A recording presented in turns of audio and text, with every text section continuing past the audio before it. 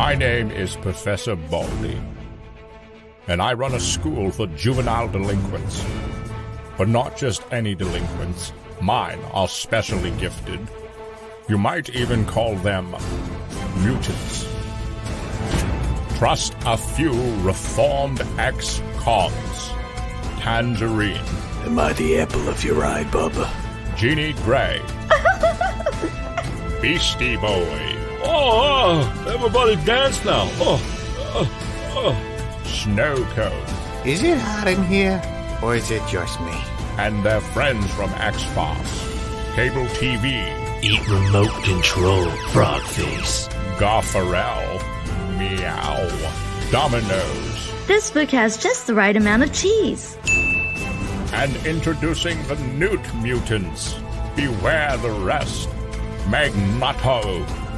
Mistress Piggy. And not at all breaking the fourth wall. Cesspool. Now, Heritage Press Comics is back with X-FARCE Reloaded #1. Don't miss this extraordinary comics extravaganza with 7 full-color stories of marvelous mutant mayhem. Back this book today for awesome variant covers and original artwork tiers. 48 pages of action and hilarious hijinks by some of comics' funniest talents. Heritage Press, making the world laugh again. Only on Indiegogo.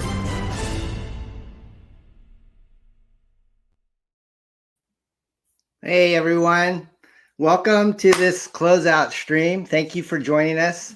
I'm your host Don Chin from my studio in drizzly Northern California, and we're happy to have you guys wherever you may be. It's a great day to be a comic book fan, and we have a few guests in our green room that I'm very excited to introduce you folks to tonight. Just so you know, we launched this campaign about 30 days ago. And we exceeded our goal, so we're definitely going to press, and we're almost at $5,000 in funding.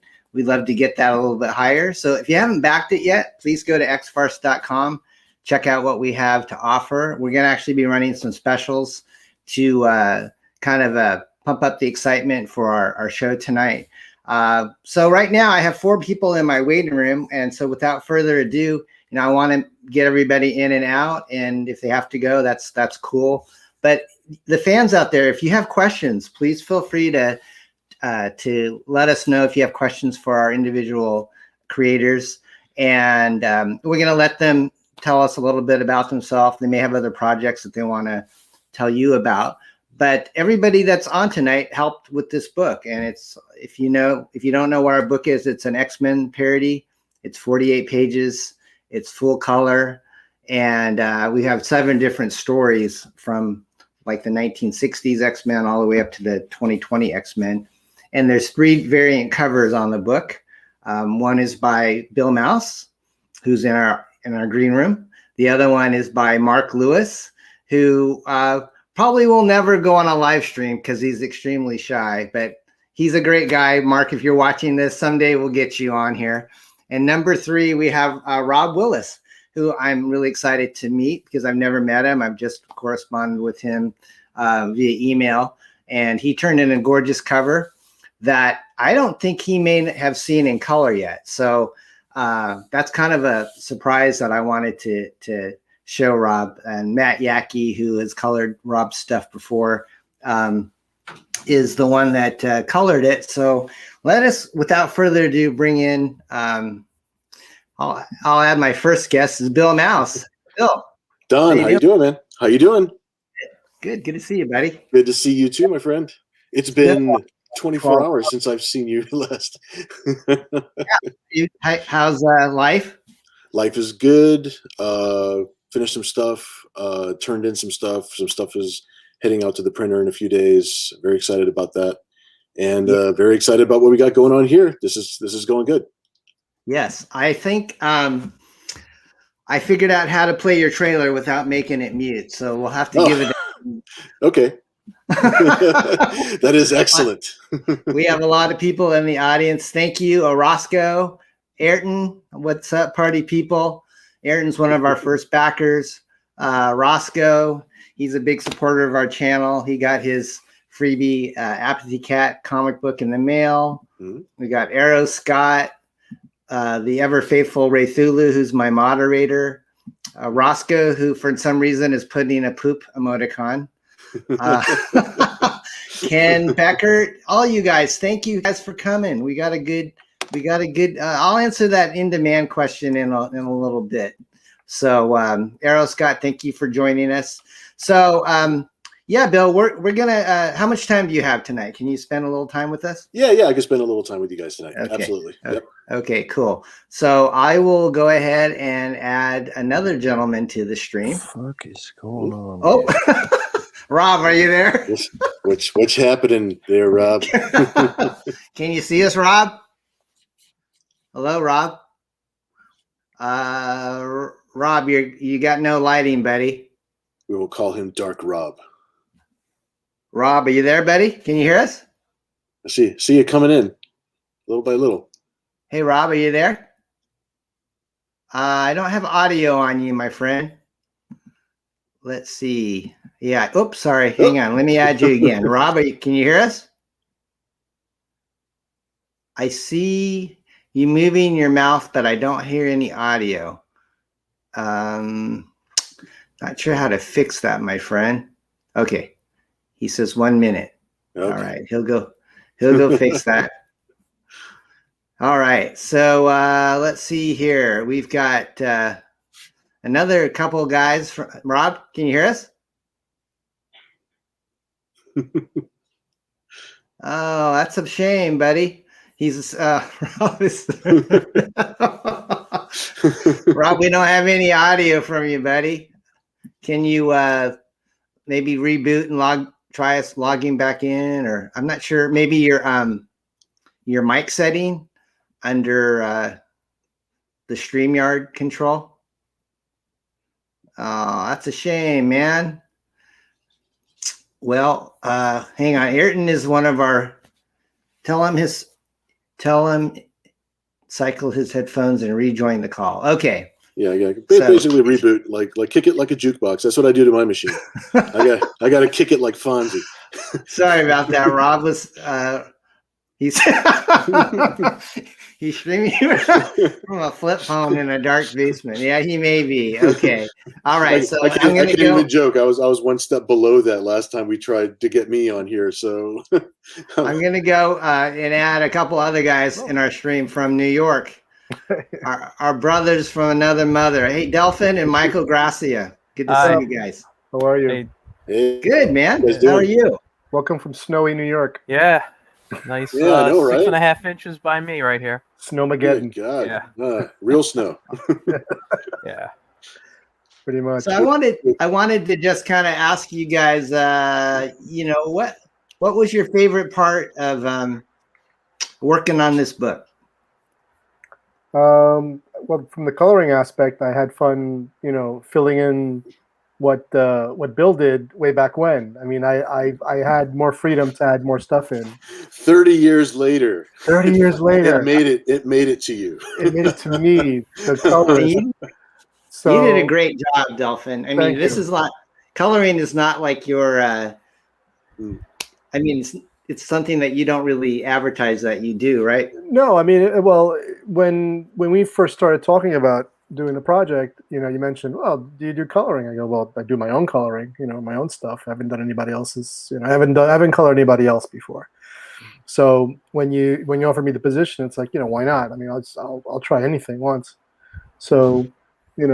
So once, I mean, I bought the issue, and so I figured out, like, okay, now I know what it looks like. So I planned ahead once, I mean, I knew there was like a snowbank, snowstorm, that kind of thing. Yeah, brought it to life, man. Brought it to life. I've seen it in black and white for ages. Yeah, exactly. So you definitely took it up a few notches.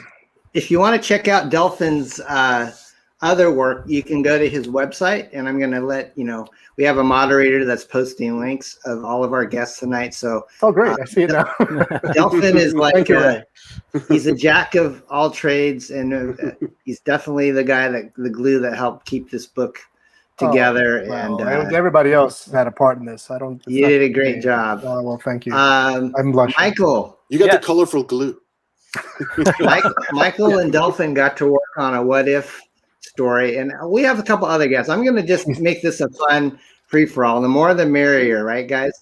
Yes. And by the way, Michael, I want to thank Michael right now for helping me out with that story, because without him, this would never have happened. So You're welcome. Thank you for asking. I bow to you. We're not worthy, Michael. I'm not worthy. I thoroughly enjoyed working on it. So thank you, Del, for recommending me. All right. Roscoe says you win the Cool Sideburns Award. He usually has a. There you go. Delphin, you used to have a mustache too, didn't you? Or did you shave it off? I usually grow facial hair. I mean, it grows really fast, like in a week. But I shaved it because today's my first day at my new job. Oh, that's right. So we had a Zoom meeting. So this was clean. Now it's grown in. It's like a werewolf, As soon as it's like you're like the New York Yankees of cartoonists. You have to get all shorn, and I gotta look nice for the peoples, All right, or else people will never hire me. We have a couple other distinguished gentlemen in the waiting room, and I'll bring them in. We have Keith Gleason. Hey, hi Keith. Hey Keith. Hey guys. How's it going? How you doing? All these guys were here about a month ago on a Sunday morning. We did a live launch of our campaign. So it's already been a month, guys. Time flies. It's nuts. Time is crazy when you're in quarantine. That's true. I feel like I need to shave live from my basement. I feel like I need to shave my head to be part of this group. Me and I think Don didn't get the memo. Take out the shears. Delphin was clean shaven before, but now the hair is fully grown in. So it's like I'm jealous, dude. It's like. All right. So we also have Mr. Ted.helard again. Hi, Ted. Hey guys. Hey. Hey, Ted.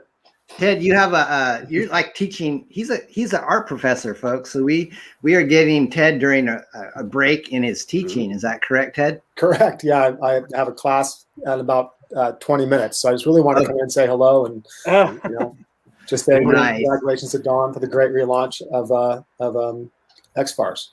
Thank you, my friend. Yeah. Hey, Awesome.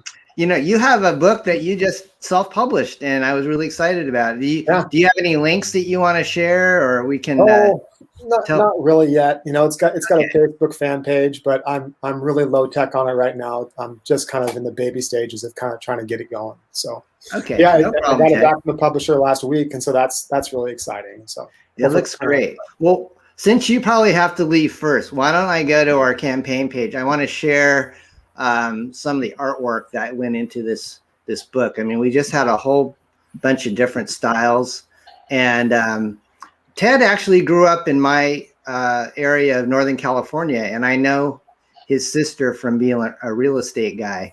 So when I had kind of heard that he was a cartoonist through my brother-in-law, you guys used to be in a band together, right? Yeah, we did for quite a while. What was the name of the band? I've run the entire gamut of things you can do and not make money. Okay, so Ted, here's actually your story with Mike Barron, and I think Mike, he said he was going to try to make it tonight, but he's an old guy, so he goes to sleep really early. So it may be past his bedtime. Awesome. So Ted, on this page, you did a 3-page story with Mike Barron. It's kind of an auditions story. And is this your first published professional work, or have you been in other things? I've done some other things as well. Yeah, I've been part of some anthologies and a couple other stuff. So yeah, but nice. It's been a few years. It's when you start teaching and getting involved in teaching, it really does absorb most of your time. Who are some of your influences? Oh man, just so many, like from the classic guys. Bernie Wrightson was somebody who I just ogled over and just loved as a young person, and then Neil Adams and later people like Adam Hughes and Travis Charest and Frank Cho, Mike Mignola. I mean, the list is just goes on and on and on. What was your funnest memory of working on this story? Was it fun, or was it kind of a hard, or? It was a blast, and I did these pages really fast because I was teaching 6 classes when I did these, so I just multitasker. I loved this bent spoon, like she's got this lame power of bending spoons, and just I thought that was great, and I thought the color and I thought the sound effects on it just kind of added even more ridiculousness to it. So that was really what was fun, Don. These are just ridiculous, and like I just feel like. I don't know if any of you guys agree, but there's not enough of this in comics right now. Everything just seems so turgid and just so, serious and intense. And it's just so cool to have some comics that are just fun and silly and kind of embrace that cartoony kind of aspect of comics that I don't see as much anymore. So I really appreciated working on this, and I thought it was a blast. Thank you, Ted. We had a great time. You met your deadline. That's the mark of a true professional. So let's see. Kurt Hathaway was our letterer on this, and Kurt actually has been part of Parody Press from like the 90s. And I asked Kurt if he could join us tonight, but he said unfortunately it's his 30th wedding anniversary, so he had bigger fish to fry. But Kurt, if you watch this on a replay, we appreciate you, buddy. You did all the logos and you lettered. Actually, I feel bad because Delphin and Michael are here, and I've been so busy with just kind of holding down the fort. I haven't had a chance to send the final lettering guide to Kurt to letter. But I do want to show some of the fans out there the work from Michael and Delphin on their project, which is kind of a what if story. So let me go ahead and find that that story, or just the page of it anyways. Happy anniversary, Kurt, by the way. Absolutely. Yeah. Happy anniversary. Yeah, happy anniversary. Okay, happy anniversary from us here at Sports Center. From Sports So guys, this is the 3-page what if other companies had mutants. And so I wrote this story, and then Michael and Delphin or the creative team behind it. So this is 2 out of the 3 pages in the story. And so you guys remember What If, the series from Marvel with the Watcher and everything. I was a big fan of that, like growing up in the 80s. But my take on it is, what if, Stan Lee and Jack Kirby parody versions of them worked for other companies besides Marvel? So instead of the Watcher, we have the Poacher, which you guys can tell us. Hopefully you can tell it's Elmer Fudd. I love Mike's take on that. I know, right? So I'm watching. Yeah, he talks with a lisp in the script, and when I sent it to Kurt, I just sent it to him with your roughs, guys, and I don't think he understood that it was Elmer Fudd, because he basically commented back to me. He says your script is riddled with typos. Because I had him talking with with one with the lisp. We have another guest here. Let's see, who is this? Let me see if we can add. Oh no, that's Keith. Okay, no, we have. Okay, am I missing somebody? No. Okay, I'm good. Sorry guys, I thought I saw a window with somebody waiting, but that's not Command Central. I'm going to have to run, by the way. I'm so sorry to kind of just dash in and dash out, but I just want to say again, congratulations to the great book, all the great work you guys did, and just thanks for including me in the project. Ted, you're a gentleman and a scholar, and we'll definitely hope to do more projects with you, sir. Awesome, guys. Guys, have fun with the stream. We'll talk to you later. Hey, good night. Thanks, guys. Bye now. Bye. All right. Hey, we got a backer number 79. Thank you, R2D2. Yeah, so we're gonna do this stream probably for a couple hours and then let everybody go to sleep. And I have a feeling, don't panic, guys. There's still time to buy this book, and we're only into the first 30 days, so I think everything should be fine. Thank you, Ted. Thanks for coming. Let's get back to the group again. All you guys, let's see how this works here. There we There go. we go. There we are. Keith, what's going on with you, my friend? Yeah, not much. It's just chilling out. You like my new studio? I know, it's so colorful, man. Yeah, I just set it up this weekend, you know. I want a snow cone. I want a Snoopy snow cone. Oh man, I was belting those things out last summer. Wow. Yeah, I put all my geek stuff behind me to kind of give like a cool background here, you know. No, you got to hook it up. That's right. That's right. Yeah, I figure I'm doing more live streams, so it benefit me to be a little more like professional, I guess, you know. So kind of put a little studio together down here, and you know, got a nice microphone and headphones and all that fun stuff. There you go. You know? There you go. Yeah. Keith, are those vintage cereal boxes behind you? Yeah, I got a Quisp there. Oh, I love Quisp. The Mighty Mascots one, of course, you know. Yeah. And then these ones, Fruit Loops and Cocoa Puffs and Frosted Flakes, were retro designs that Target was selling a few years ago. So That's I cool. kept the boxes, That's cool. you know. Yeah. Are they still making Quisp? Yeah, they are, but it's hard to get. Like you could still get it on like Amazon, but it's like $10 for like a little box, you know. And sometimes I pay for it because I think that's one of the best cereals ever, you know. They try to get you like that. No, $12.95. Yes. How bad do you want it? Yeah, it's like crack, you know. I need my Quisp. Yeah, you go out and buy the monster cereals like in October when Halloween comes around. I used to. Now it's like I'll get one. You know what I mean? I used to get a few. Yeah, nowadays I get one. For yeah, old time's I'm the sake. same way. And then that year they came out with all 5. I bought all 5. Oh wait, you have 2XL. Yeah, did you see that? Oh my God, you have 2XL. I can't believe it. And it still works. Oh well, do you have any 8 tracks? You can play music on. I actually have the superhero one. I should oh, neat. That's great. We can ask some questions. Yeah, your backdrop is like memory lane, dude. It's Yeah, dude. It's like all like stuff a kid, dude. I just had sitting here in the basement, so I kind of rearranged it.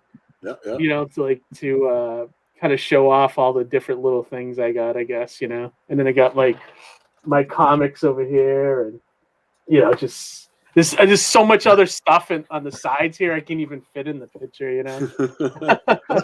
Your studio set's going to rotate every other show. It's just going to rotate. Yeah, right. I should start doing that. What does he say? What is the Roscoe says, "What's the cool piece over your left shoulder?" My left shoulder. That would is it this one?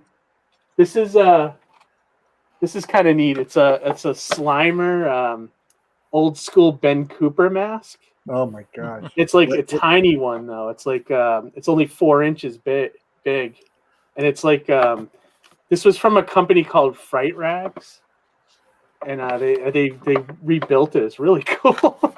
That is cool. He's got like a miniature Dragon's Lair game too that actually works. That's yeah, I should actually put that. Oh, get out of here! I just got one. Yeah, well, my birthday was last month, so I bought it for myself like 5 months ago. Oh, did you? I didn't really time it for my birthday. Yeah. Is it the Replicade one? It's the one from. I think it's the Replicade. Yeah. Well, let me look at the front of it. I got it sitting on my desk. Yeah, Replitronics. I mean, I bought it from Sideshow. Off their website. Sideshow. It wasn't part of the. Yeah. I backed the Kickstarter, so I've got it on my desk. Yeah, isn't that sweet? Oh, dude, it's so awesome! Incredible. Yeah, I've got it. I got it on a shelf next to because I got a Sideshow Marty McFly from the future with the red jacket and all the like the cool shoes and stuff. So he's like the perfect size to stand up next to this thing. Oh, it's like great. It's sized perfectly for this. So it's like that shelf looks like a miniature arcade with him up there. That's awesome. Cool. Now, if they just make Part 2 and Space Ace, it'll be perfect. You know? Oh, dude, it's like if they don't do it, I'll be disappointed. Me too. it's like it seems like a no-brainer. Yeah, there's someone commenting about the Starman poster. Yeah. That's Alex Ross, which I've had this poster for years, and it's such an odd shape, but I didn't really have any place to put it. But like, it's great. It features all the different Starmen. I think this came out when the Jack Knight Starman run was going with oh, neat. With was it James Robinson and Tony Harris? Mm. But yeah, you can't see the whole thing, but the Golden Age Starman's over here. And is the Ditko one there too? Which one is that? The print is that the Prince one? Yeah, he had like a staff. Yeah, I think is it this. You can't see it because my name's covering it, but yeah, I think he's right here in the lower corner. Okay. Yeah, right now you can see it. Right? I see him now. Yes, there he is. There he is. I don't know why they put the Will Payton one in the middle because I thought that was the weakest Starman, but you know, it's Alex Ross, I guess. You know, so yeah, he picks him. Awesome. So Keith, you worked on a 5-page story for us, and I wanted to tell people there's a tier on our campaign that hasn't been bought yet, and I call it the X-FARCE Director's Cut. Okay. So let me just pull it up really quick, and so you guys can see it. I'm going to pull it up and then we'll. Okay. So over here, guys, on the right-hand side, see the Mel Brooks light bulb picture? So what this is, folks, if you want to get this, it is all 3 issues of the variant covers that I mentioned earlier. And then there's a script that I wrote for the trailer that we played at the very beginning of this this stream, and it is you guys have seen it probably several times, and so if you get this tier, you also get this 16-page color script that I had to send to the video editor guy that I signed, and then when I was cleaning up my office the other day, Keith, I came across the printed script. The very first draft that you sent me of The Overcomplicated and Completely Unnecessary Powerhouse of X by Keith Gleason. And it has a distinctive chocolate stain on it from me.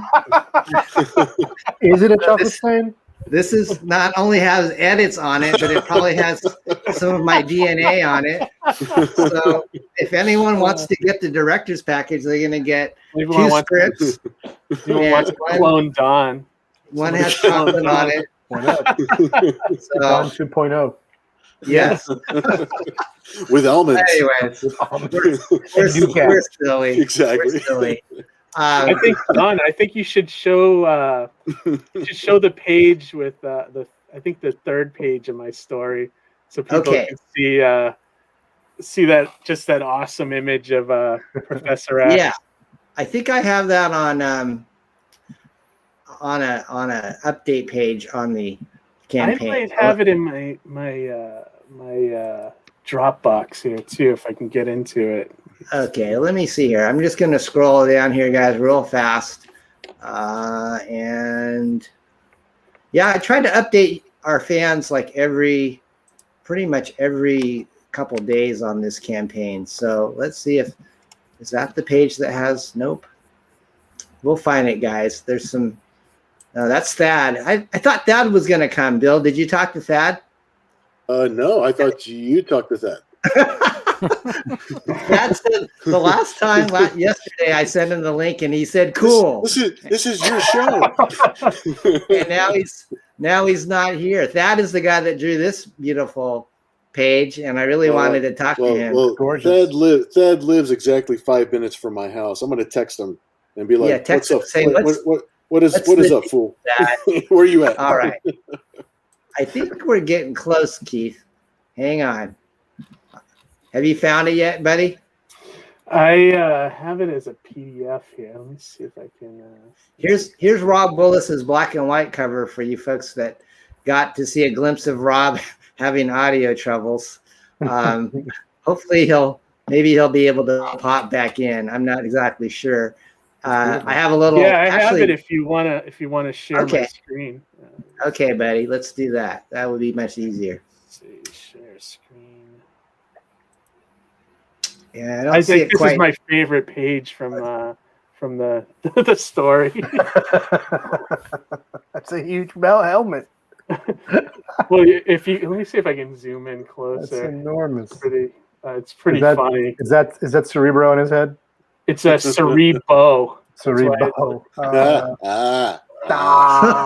I'm with the right. I'm with the right group of guys. So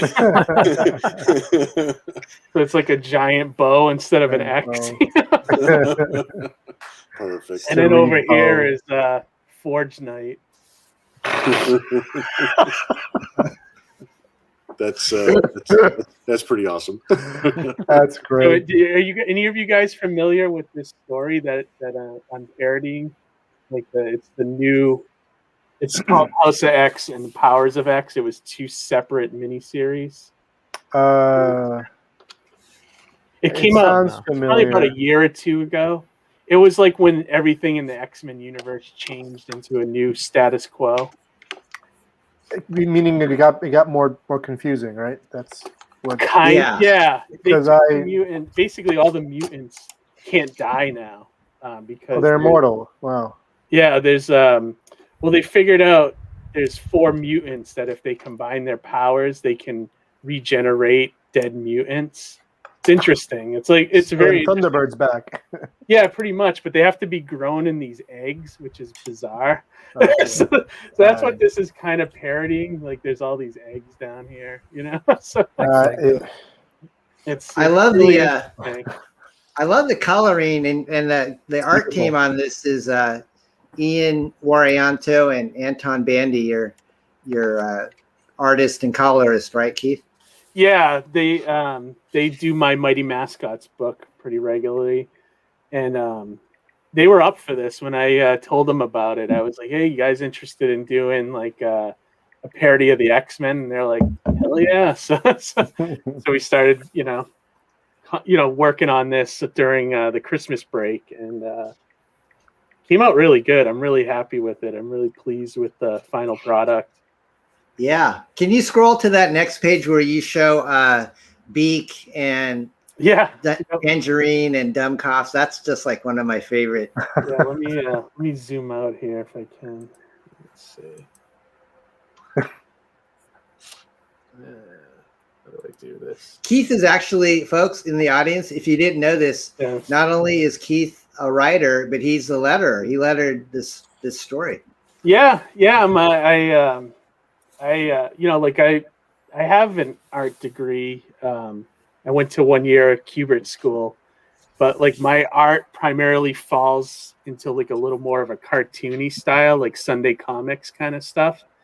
And when I do like superhero books or comic books in general, I generally hire out the art because I have a hard time drawing like superhero kind of bodies and things like that.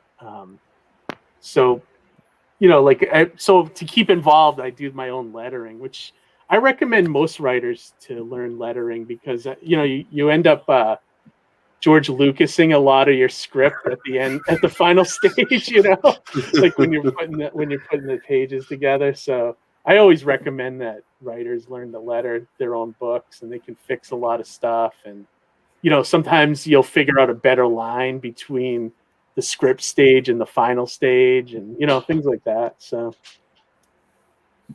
you hear that, Don? What's that? I should learn how to letter. That was very passive aggressive. I don't know what's going on. I did back in the Parody Press days. I did with Corel Draw. I don't think they even make that program anymore. So yeah, that's great. But yeah, you guys, come on, cut a guy some slack. Hey, Keith, if people go to your website, Hero Envy, what are they going to find? Like back issues of your stuff? I have a store section. You can buy back issues of the Mighty Mascots, and it also has there's a tab for each of my old comics that I've worked on, and some of my other stuff there. So links to everything. It's almost like my my hub for all my online persona, I guess. Nice. And you have aliases. Yeah, exactly. And you have a campaign that's on Indiegogo. Is it already done? Yeah, I closed it off in like October, I think. I was getting close to that final stretch goal, and I didn't kind of want to fulfill it, so I ended up closing it early, just so that I could not have to fill like this last item, you know. But yeah, I'm getting close to. We're almost done all 3 issues. Issue 4 and 5 are in the can. 6 is all penciled and inked. So I'm just waiting for colors for issue 6, and once I get that, I can start lettering. I'm hoping I'll be sending all 3 issues off to the printer probably by March, maybe by the end of March. I'm hoping. Nice. I'll start fulfilling probably April, May. Hopefully, that's my goal, anyways. What would be? Is your next series going to be? Will it come out in this year or next year? The ones after issues 4, 5, and 6. I'm hoping I can launch another another Indiegogo in the summer for the next issues. RJ from Critical Blast gave me a really good idea about trying to do like a Halloween special, possibly. So I might try to do that. I would love to have the Mighty Mascots fight the monster cereal mascots. I think that would be an awesome Totally. book. You know? And I could see that being like a great Halloween special, you know. So nice. That's what I'm hoping nice. to do. And I definitely want them to fight the Jolly Green Giant at some point. That's awesome. Oh. We love that. That was good. Thank you. Bill, I owe you.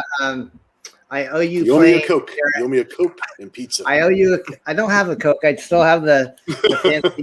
You got the fancy one. Canned water. Yeah. Okay, so I still got my cheap artist Dasani. That's as fancy as I'm getting tonight. I got a mug of water. I think I figured out how to play your Kickstarter video. So, folks, I'm gonna go, and last night we kind of did a chill stream with me and Bill for like an hour and a half, and I tried to tell people all about his new Kickstarter Near X, and when I played the video, it didn't work with the audio because I forgot to turn on the audio. So hey, you're trying to push my goods. I know, I'm trying to push your goods. And so let's try it this time, my friend. Let's try it this time. Here we go. There's a little share audio button. Okay, Bill. So Bill, you're just like 3 days into this campaign. Is that correct? Yeah, just a few days. Okay, we got 37 days left to go. Yeah, we've only been at it for 3 days, 4 days, whatever. Yeah. That's great. And you've hit your $3,200 goal. So congratulations. Thank you very much. Thank you. That's awesome, Bill. What is it? What kind of campaign is it? Is it for a new comic series? It's for a new comic book. Near X Reborn is a 3-issue miniseries. Okay. So it's actually, the campaign is for Near X Reborn number 2. But everybody who gets a physical tier off of the campaign, they'll receive issue number 1 from the publisher as a gift.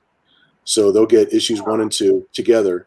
And there's a bunch of stretch goals that lead up to a $25,000 stretch goal, which, you know, that's out there, but it's like, but if it happens to hit that stretch goal, then everybody who ordered any physical tier at any level will also receive issue 3, which I just started working on now. So by the time the campaign is over, I should be just about done with the book. So they'll actually get the whole miniseries, don't have to wait for it all at once as one set. So that's the goal of, and it's out there, but it's like, you know, if it happens, that'd be great. If it doesn't, everybody's getting issues 1 and 2. There's lots of variant covers. There's a cool little anime-inspired mouse pad that got the lower left-hand corner. You can kind of see her sitting there. I've kind of always wanted one of those since my fan service younger days. And there's a variant cover there by Thad Rhodes, who's not joining us tonight. Oh, did he text you? No, he didn't text me back yet. Wait, he did text me back. Wait, oh snap! I thought it had been earlier today. He thought he missed us earlier. So, oh really? Did you send? Hey Don, did you send him? Did you send him the link to? Yeah, I sent it to him on Facebook just okay before the show started. Okay, So- I'm gonna text him right now while you play the thing, and then I'll let him know that we're here. So hopefully I'll give him a hard time in person. All right, guys, we're gonna listen to. Hopefully Yes. this will work. If the audio doesn't work, let me know. Okay.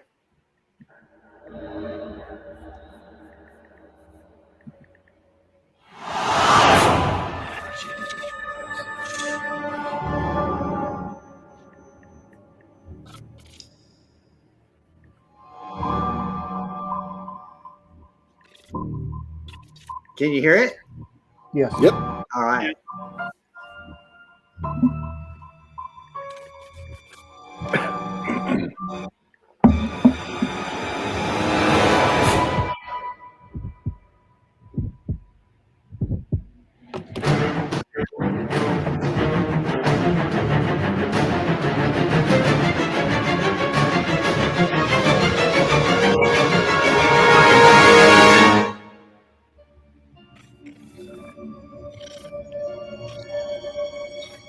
Ooh. Ooh. Nice. Wow. My filmmaking classes came in handy as I used the template on my phone to make my video.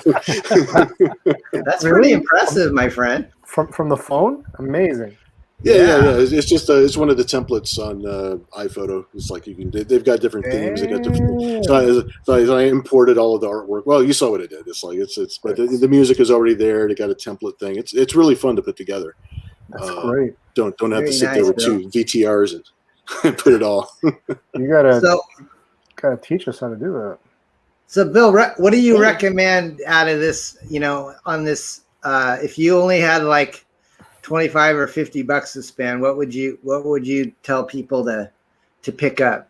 Well, if you only had 25 bucks to spend, I don't know about that Thad Rhodes cover, but if you go up 2 covers, you can get the famous Cat Mouse's That's true. variant cover, and her cover has actually been selling fairly well. So I'm pretty happy for her for that. But no, it's like whatever you want, because every single tier is going to get issue 1 also. So it's whatever art style or whatever. It's going to be the same issue on the inside, obviously. So it's just the cover that's okay. The variant cover is going to be different. The one that you're passing right now, the cosplay one, that's actually the one that Thad did. Okay. He digitally painted that one. We have Committed Comics. Tom, thank you so much. Committed Comics had 2 guests fly in from Australia, 2 cosplay models. One is Beak Cosplay on Instagram. The other one is Amy October on Instagram. And they came down. We did a photo shoot with them up in the mezzanine up in San Diego. That was really fun. You see below his cover that he digitally painted, there's a sticker that comes with that one too. It's just one of the photographs from the photo shoot. So that was fun. I could be up there and like pretend I was they had an actual professional photographer off actually doing this stuff, but I was taking candids on the side like I knew what I was doing. It's like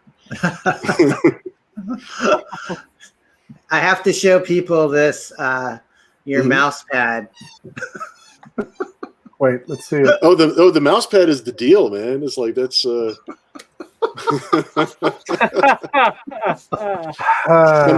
it comes with real fake boobs. No, it's a real manga anime cliche thing to do, but it's one of those things where it's like I never know where they print those things. Where do they print them? Tom's like, yeah, we print everything in China. It's like I'll just find the guy. And I was like, really? You can find the guy? It's like so now we have it. So That's So Bill, the 3D is because they're actually filled with silicone. Is that?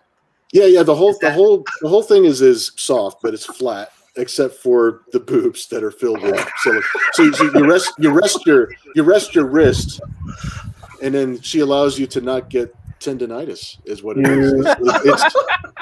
It's 2 things that make people happy, and it'll keep you healthy. just trying to look out for my fellow man. I'm trying to look out for people. Ray Thulu says, Opie mouse pads are awesome if you do long stretches of gaming. It eases wrist fatigue. Okay. It does. It does.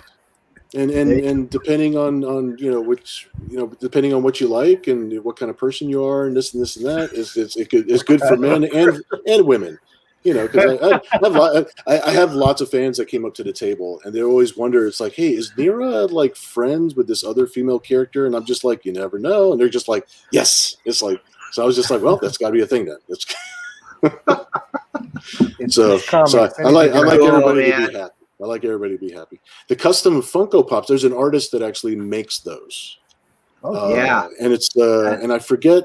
Looking up and down at the different tiers, I mean, there's a limited amount that they're going to make, period. But whatever ones actually sell in the campaign, because it is a bit to have that artist actually create those from scratch.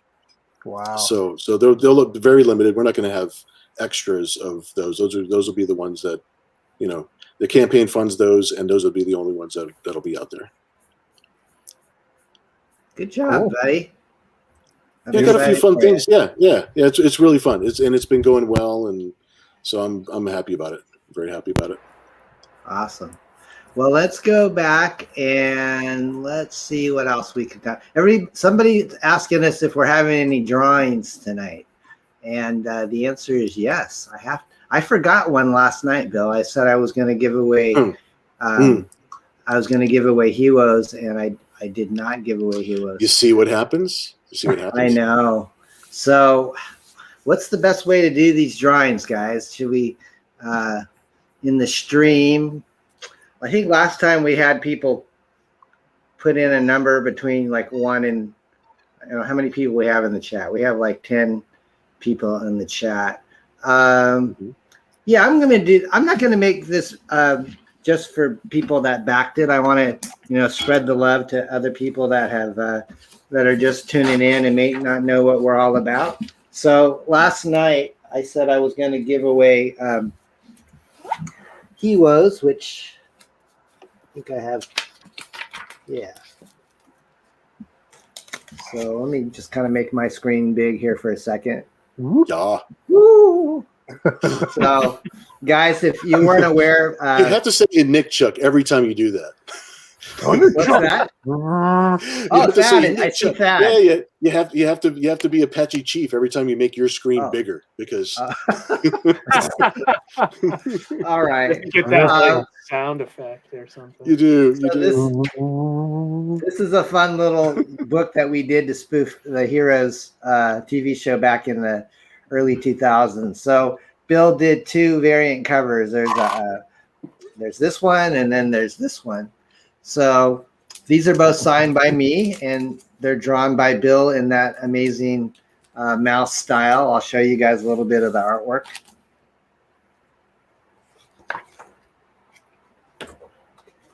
So kind of like your black and white Mad Magazine. How'd you do those tones, Bill? Did you do that on Photoshop or? Oh yeah. That was in Photoshop. Cool. What's funny is that the thing I was most excited about, because we were purposely doing it in a mad, cracked kind of thought pattern, is the fact that all the word balloons are square. Yeah, kind of like that. You did the lettering, right? It's like Crack Magazine. Yeah, I did the lettering. Good letter, dude. You're just like. I've gotten better over the years. It's become a necessity. I charge very little to letter, because I know that there's people out there that letter like way more. They have a lot more variety with the lettering styles, and I have my 6 tricks that I do, and I tend to do them okay. I tend to do them pretty well. But that's basically it. So. It wouldn't be a parody press book without Beavis and Butthead. Beavis and Butthead in there, right there. I see. Awesome. So guys, I'm gonna let's see. Wise Guy says that's very much Mad Cracked-esque, right? Okay, so let's have a contest, guys. Keith, think of a number between 1 and 10 in your head. Okay. All right. Okay, folks. You folks in the chat that would like to win these 2 books, go ahead right now and put in a number between 1 and 10, and I'll count down. I'll give you guys like 10 seconds to put in a number. You don't duplicate. Whoever is the first one to put in the number will get the We'll get that number.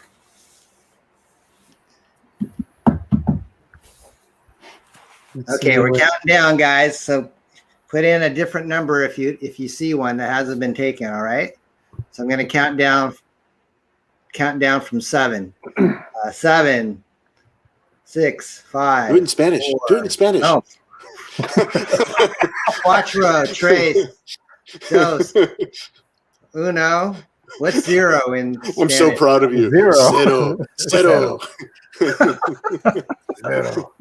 All right. Okay. Y tú ganaste el premio. The number entering has ended. So Keith, what was the number you were thinking in your head? It's not any of those. It was number 4. Whoever's under ends closest. Okay. Who's Did you what? say 4? Yeah. Did you say number 4? Okay. I did, Looks yeah. like. Oh, wait. Okay. Can you hear me? So, yeah, I can hear you. Okay. Are you still there, Keith? Yeah, yeah. So whoever is closest but still under is the winner. Is that how it 1. works? Yeah. Very, Roscoe. Price is Right style. Yeah. There you go. Yes. Roscoe is the winner. I will make a note of that, Roscoe. Roscoe, I just sent out your order, man. I could have put these in there with them, but that's okay, buddy. So you get heroes. And thank you, Roscoe. I'll have some other drawings later in the show. So let's see here. All right. So we've got Thad Rhodes is in the audience. Hey, Thad. Mr. There he Rhodes. is, buddy. Can you hear us? Can you Can hear you hear us, Thad? Oh, looks like he's just grooving. Does he know he's on camera? Are those headphones plugged into music or the computer?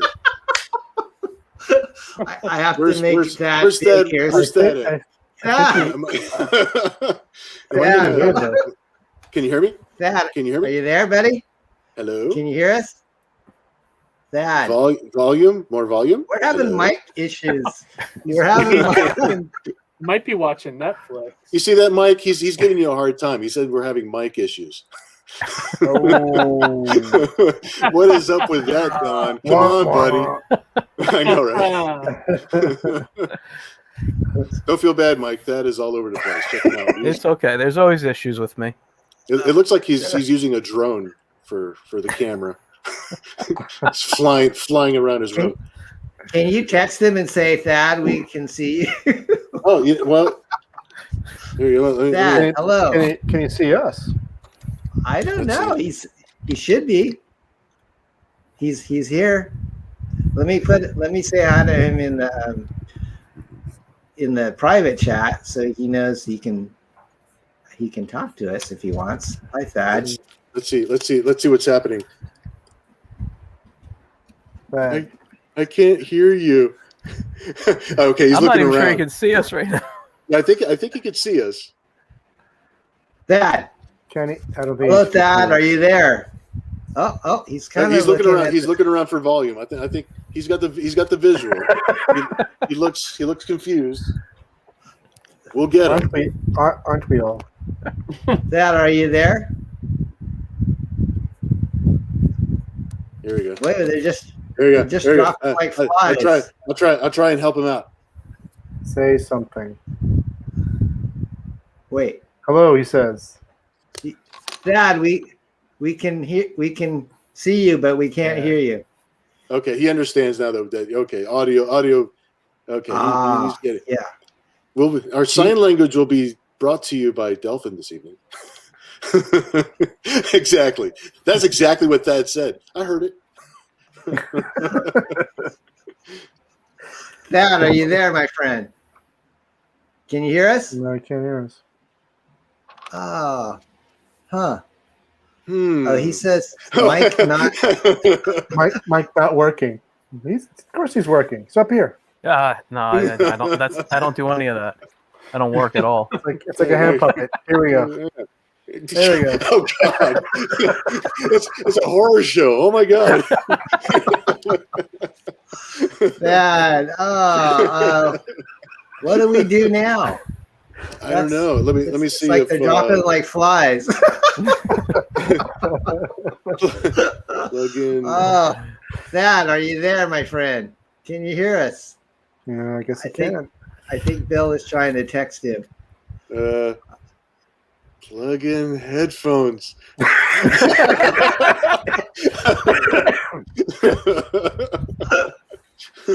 What is he doing?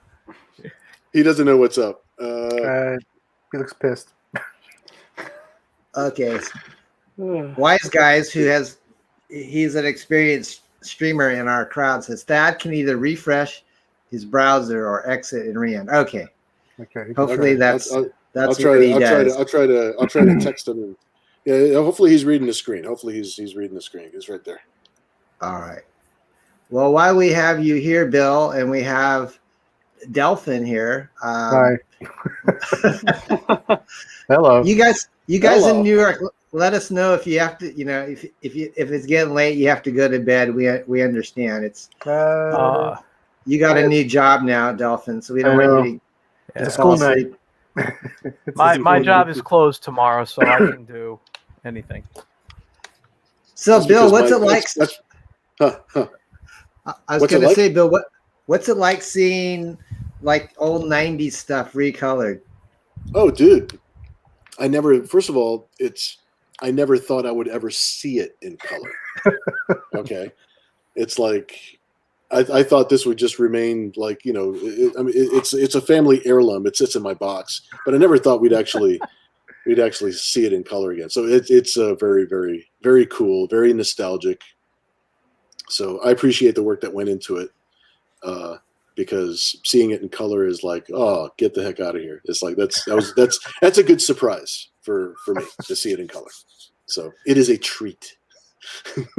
Delphin, you did such a cool job on Bill's cesspool, especially with all the dirty stains. And you think it's dirt, do you? Yeah, you brought that to life. It's poop. Well, thankfully this isn't a scratch and sniff book. Oh, it should have been. It's like scratch cesspool. See what you smell, or find out what you smell. or know exactly what you're going to smell. Know exactly what you're going to smell.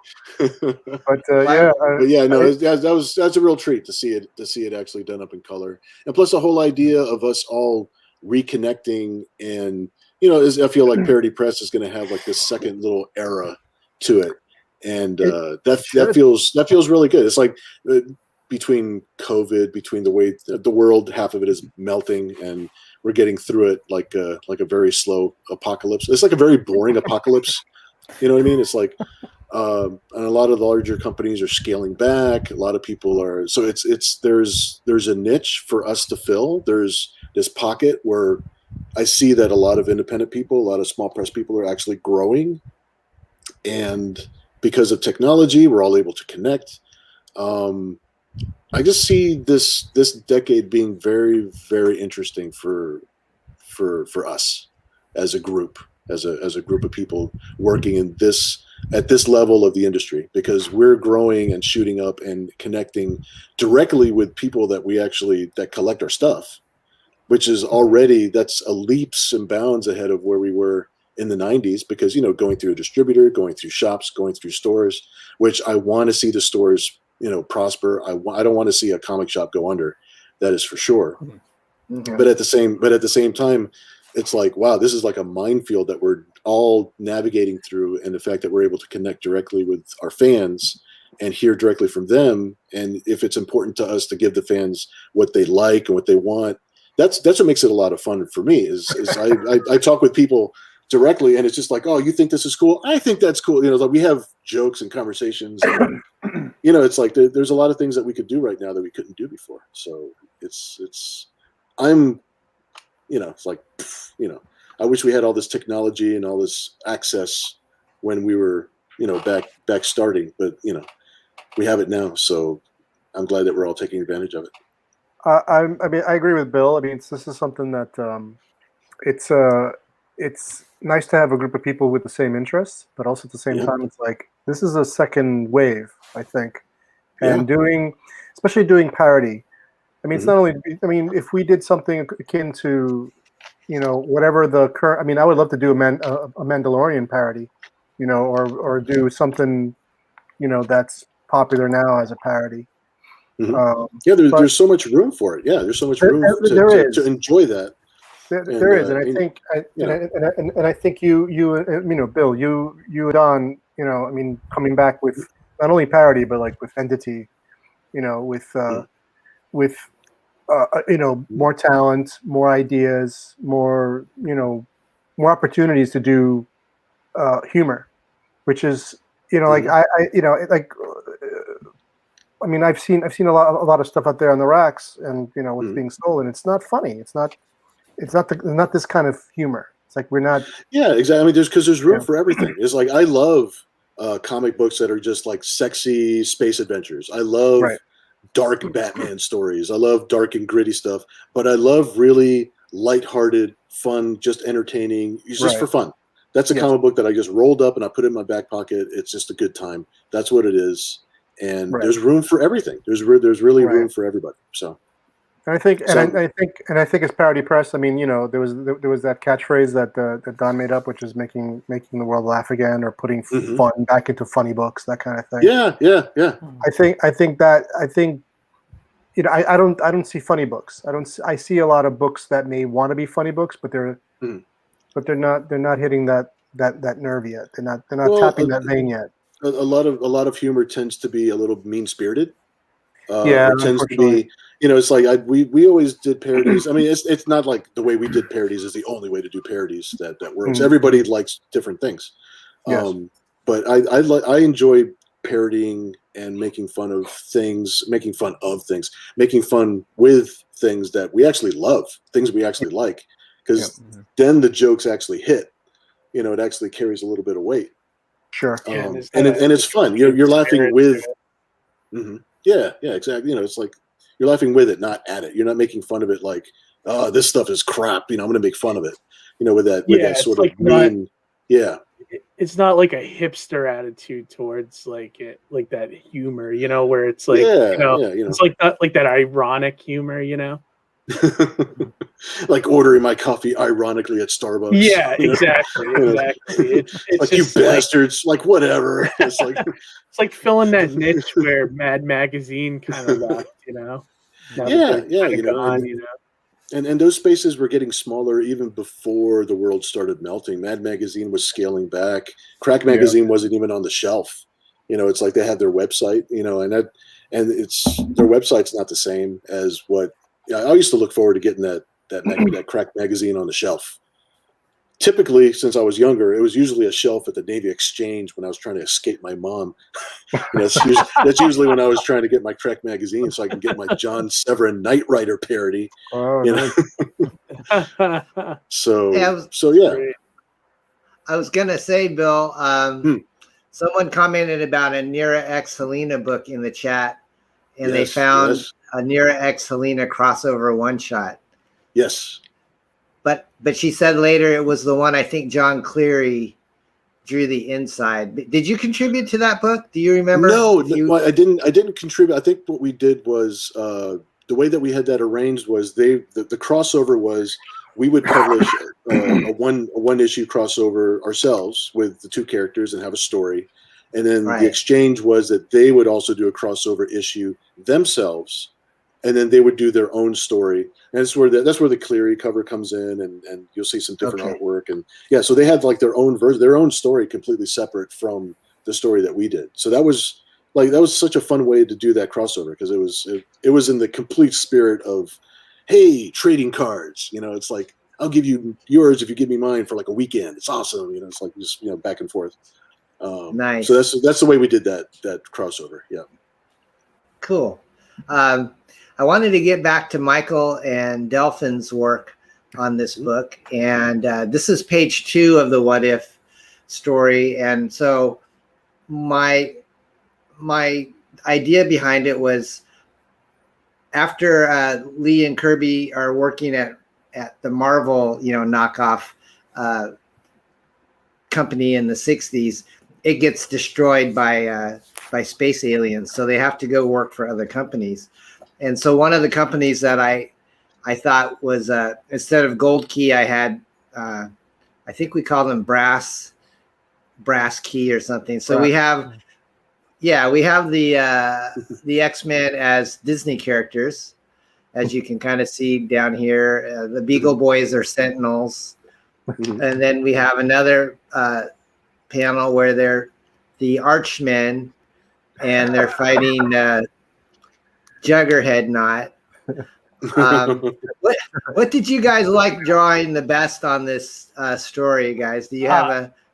For me, it was definitely the Disney stuff. And so I'm a huge like Carl Barks fan.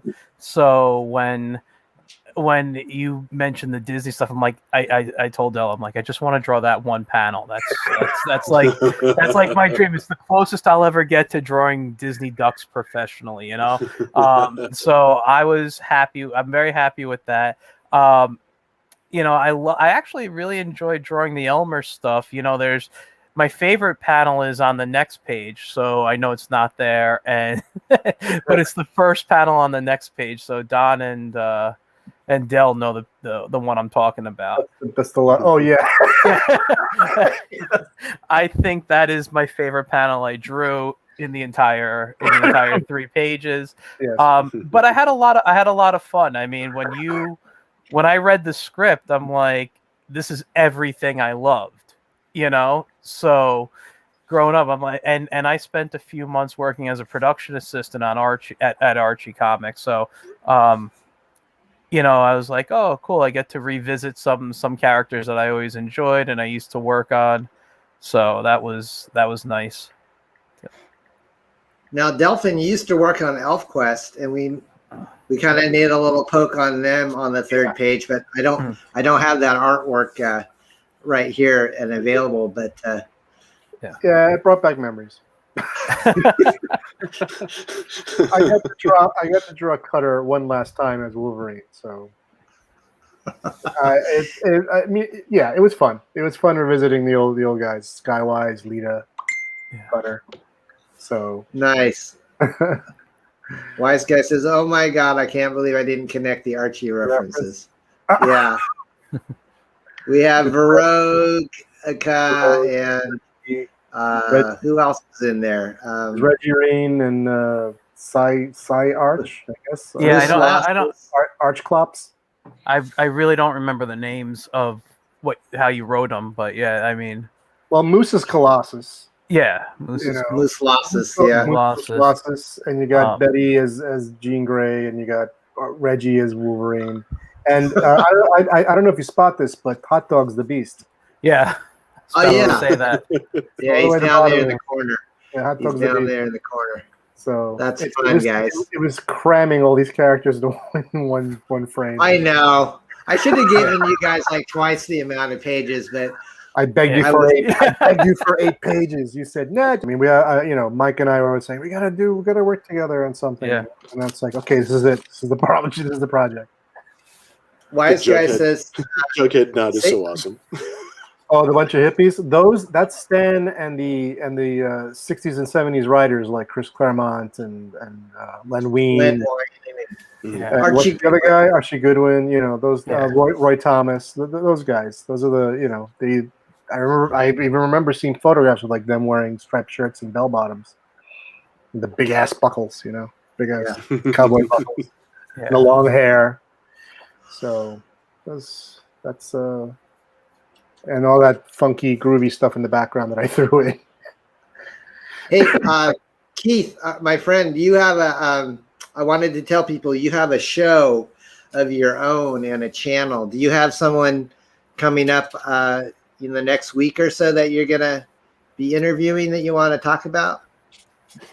Yeah, we do the show every other Wednesday night. We have a show coming up this Wednesday. I'm always horrible with remembering the guest's name. I think the guy I got coming this week is named Grant Stoy. Yeah, Stoy. He's like an indie creator, indie writer. He's going to be on the show Wednesday.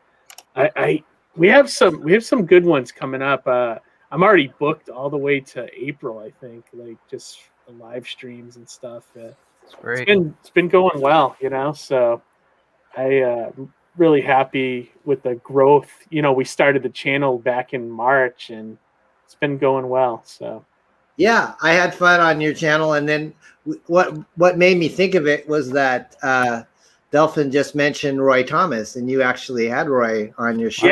Yeah, I was totally cool. shocked that we got him. We had a lot of technical difficulties that night, but I'm actually really good friends with Roy's manager, and he was able to pull a few strings, and we had him on the show, and it was a lot of fun. He's really funny too. You watched most of that broadcast, didn't you, Don? Yeah, I did. Yeah, he was. He's At the end, sharp. he was. At the end, we asked him if he had any. It was like, Roy, do you have any advice for indie creators? And he's like, nah. That's an honest answer right there. Yeah, we weren't expecting that. We like, nah, lost it. I'm good.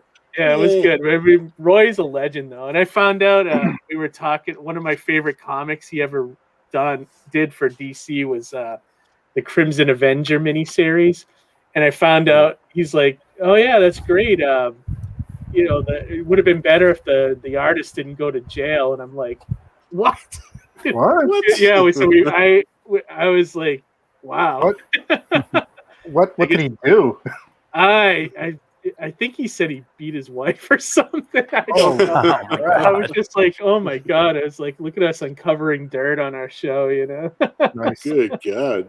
To start playing the But theme it's song. fun, you know, like, and invitation to all you guys, if you guys have any projects coming up that you're looking to promote or anything, just email me or DM me on Twitter, and we'll set you up as to get a guest spot on our show.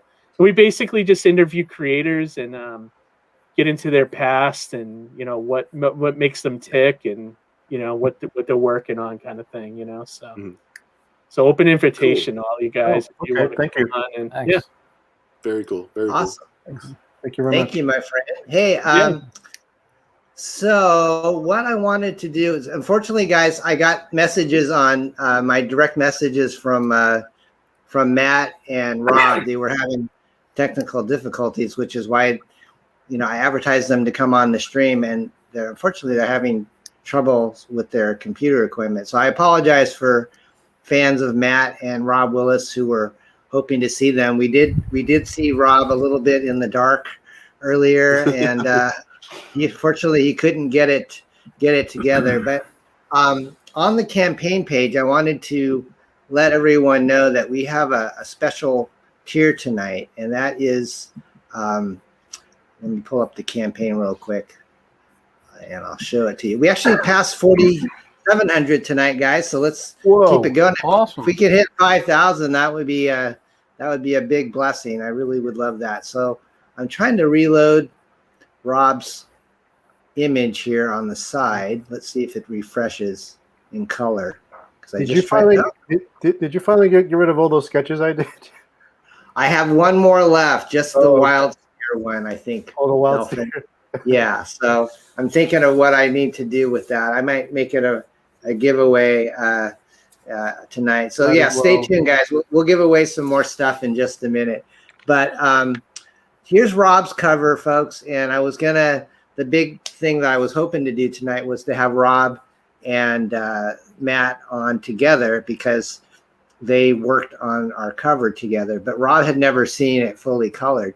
But just so you folks know, in honor of Rob, I'm running a special where the book, instead of $25, is $19 for his cover. So without any further ado, I wanted to show you folks what that finished cover looked like. Oh yeah. So I'm gonna pull it up here in a second so you guys can see it. I kind of previewed it on a couple of streams, like with Billy Tucci and some guys from overseas. But let me see where I can pull this up here, guys. Okay. All right. It's coming. It's coming. Thank you for your patience.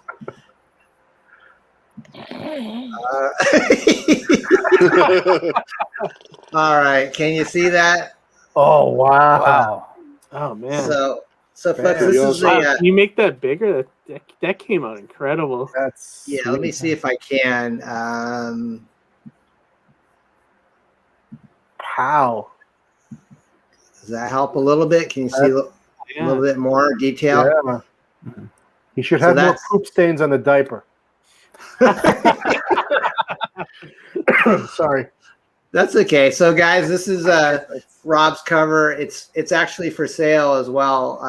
The line art, as well as Bill's wonderful penciled X-FARCE cover. So yeah, if you guys want to pick up this cover either as a comic book or as the original art, if you're a collector, let me see if I can show some more about this.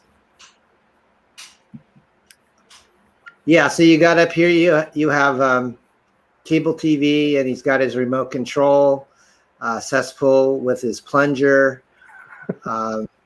Dumbkopf's is, unfortunately, he's shooting his own teammate, which is a Tangerine down here. But yeah, Matt and I thought Matt and Rob did a great job of capturing kind of a Liefeld-esque take on it. X-FARCE.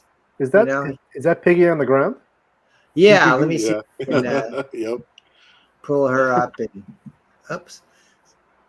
I can't get this. I'm still. Oh, there we go. Does that help? Now we're talking. There you go. Now you can see her. All right. So, yeah, there's Miss Piggy. She's down for the count. She's got to practice more cardio. You know, she's not very fit. And then you've got cable TV. He's got his TV guide, Bill. We were just talking about that. That's what I'm talking about right there. Yep.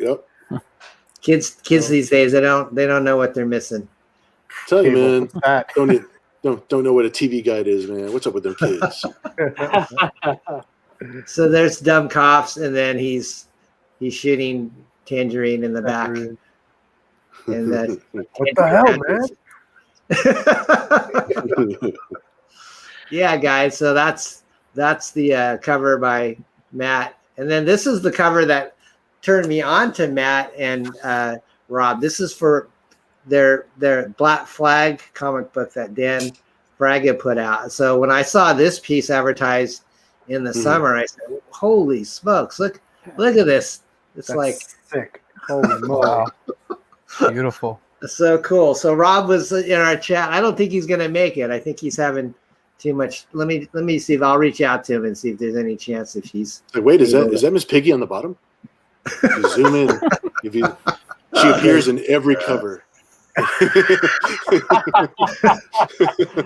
No, that's a sick cover. That's an awesome cover. That's insane. Look at the level of detail to that. Yeah, it's amazing. Wow. Yeah. So Rob and Matt, if you're out there watching, thank you so much for all the hard work on this cover. Very light film. Feet on Tesla are too big. That's fantastic. All right.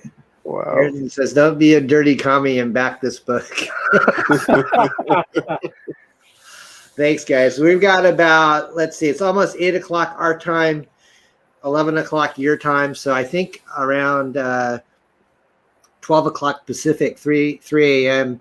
Eastern is when this campaign officially ends. So yeah, we're at, last time I refreshed, we were at 4703.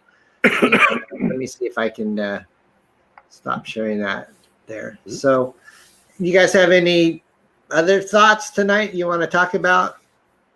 People want a drawing out there. I think they want a drawing. What drawing? You guys want a drawing, huh? Oh, Matt's there. Hi, Matt. Sorry, buddy, that you couldn't make the stream, but you are missed and appreciated. And I always want to know what Matt looks like. I've never seen a picture of him. He's his profile pic on Twitter is actually Peter Sellers from Dr. Strangelove. So great. Actually, Matt, I had your okay. Hang on, guys. Let me show you some of Matt's work. Matt, we're vicariously here in this show. But I had, in anticipation of you coming, I had your page pulled up here. So folks, Matt's not here, but if you go to mattyackey.com, you can see all his cool work. I mean, he's done stuff for like, there's a Liefeld right there. And he's got a guy kind of a dude in his helmet. Can you kind of see that? Reflecting. Yeah, that's nice. Awesome. Very nice, Matt. Hey, Matt, how many Liefeld covers have you colored? I wonder. Maybe he can tell us in the chat. 1 million. 1 million. 1 million. I went away. 2 million. I went away a little too soon on that. I wanted to actually show more of his other stuff, but now I don't know how to get back to the screen. I'm zooming in. Wow. What do you think, Bill? Do you think we're on Rob Liefeld's good side or his bad side? I'm gonna say the latter. He never answers. He never answers. I'll always stay on Rob's good side. His work ethic is. You could say what you want about his ankles. I can't defend his ankles, but the man has a work ethic that is second to none as far as like putting out content and keeping up with all of the everybody that buys his books and stuff. So, and he always seems friendly. I've never had a weird experience with Rob. He's always been super cool. So, I know I've heard some things, but you know everybody hears things. So, they're not my things specifically. That's okay, Matt. We'll have you on in a future stream, my friend. We actually have another book that we worked on together that I'm actually going to show people tonight. But before we do that, let me go ahead and have another. We'll have another drawing. A drawing. I feel generous. I feel like we should have two. So let me go ahead and what's okay, Bill. Get ready for the Indian sound effect for me. All right. Yes. You ready? Okay. Oh. 3, 2, 1. Whatever that. Whatever you said I was supposed to do. This sheep was cutting wind as growing tall. Failed me, Bill. You were supposed to do sound. Does this look familiar? Does this look familiar, Bill? That looks very familiar. That looks like our top-selling Nira X book. Oh, look at this chromium, guys. It's got the metal. Signed by Bill Maus. This issue of Nira X. Oh, it's beautiful. And then on the back, we've got a metal militia back cover by Huang Wen. Mm-hmm. Look at that. Oh, this is from the glory days of Entity Comics. 1990. Burning my retinas with the reflections. You pay extra for that. 95. 1995 was when this happened. So This is something we're gonna give away tonight, guys. So let's do the same. How many people we got? 13 people in the audience now. So we're gonna have to. Okay, Delphin, you're gonna think of a number between 1 and 13, my friend. 1 to 13. Okay. 13. Go. Okay. So I thought you were gonna say it out loud. So folks in the chat, if you want to win this beautiful signed book by Bill, all you got to do is put in a number between 1 and 13 in the chat for the next 30 seconds. Okay. So this was Bill's, the only chromium cover we did. We actually did like 3. I think we did 2 Zen. Right. Yep. And then Aster was another one that we did. Actually, I think Aster had. I think they only had 1, but yeah, look at this. Still holds up, buddy. After all these years. Nice. This was inked by Cabin Boy. You remember Cabin Boy? Absolutely, yeah. Cabin Boy actually was a guy who lived in a cabin. Chris Elliott movie. His inks are fantastic. His inks took me up like several notches. It was amazing. Yeah, and he went by Cabin Boy. That was his name. It was. You got a little swimsuit action going in that center spread and nice digital colors. I mean, this is when we were learning how to use Photoshop, Bill. Yeah. Oh yeah, we were growing. I got paid to practice. I'm so lucky. Okay, so anyways, I will never complain. Quite a few numbers here in the chat, and without further ado, Delphin, why don't you tell us what number you? Lucky number 13. Number 13. No Number one 13. did 13. Oh, But who's the closest? Who's the closest? the closest would be Vartox, I think. No, I'm sorry. No, Chet. Chet is the winner. Chet. Congratulations, Chet. Someone said, I'm blind. I'm blind. How am I getting out of the drawing if I'm blind? Oh, that's pretty funny. Chet, you are the winner, my friend. So what I need you to do, Chet, is to message me. I'll give you my contact info here in just a second. I don't know if you have Twitter, Chet. If you can DM me or you can send me I'll put down my email here so you guys know how to get a hold of me. Hang on.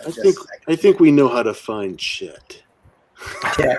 Send it to Bill. Have it remark. It's ominous. Add it to the list. I don't know. Okay. Chet. You know what, Chet? I do know a Chet. There's one Chet in my life. He's even considered to be Uncle Chet to Kat. So he's a very important person here at the Entity Comics fold. I'm very happy that I'm happy that he's out there in the chat. So that's awesome. So he said, send it to Bill. Have him remark it. Does he want you to? Yeah, I'll put a black ink Sharpie remark drawing on the front of it for him. That'd be cool. And then you'll mail it to him after that. Yeah, you mail it to me. I'll mail it to him, and we'll be fine. Okay, got it. All right, awesome. Sounds good. Congratulations, Chet, on a beautiful book signed by Bill. So close. Cool. Sorry, Very Bartox. That was fun. All right, so let's see, guys. What else can I say? Oh yes, I was going to say, what else has Matt worked on for us? Well, guys, let me show you. This is a book we just started the campaign on today. It's called Beardzerker. Nice. Beardzerker. We actually I've heard of this book. You've heard of this book, folks. This is the next Parody Press book as we wind up the first 30 days of X-FARCE. We're not leaving you hanging and just do book every 10. Starring Keanu Reeves. We're not going to leave you guys hanging with a book every 13 years like we did last time. So this book is in the works. And, yeah, it's a new company policy. We have to trying to load the graphics here. There we go. I see it coming up. Yeah. Let me reload here and see if it refreshes. I'm probably taxing my computer with all you guys in the oh, there we go. It's coming. So, Bill, what do you want? You want to tell us a little bit about Beardzerker? As soon as I read the script.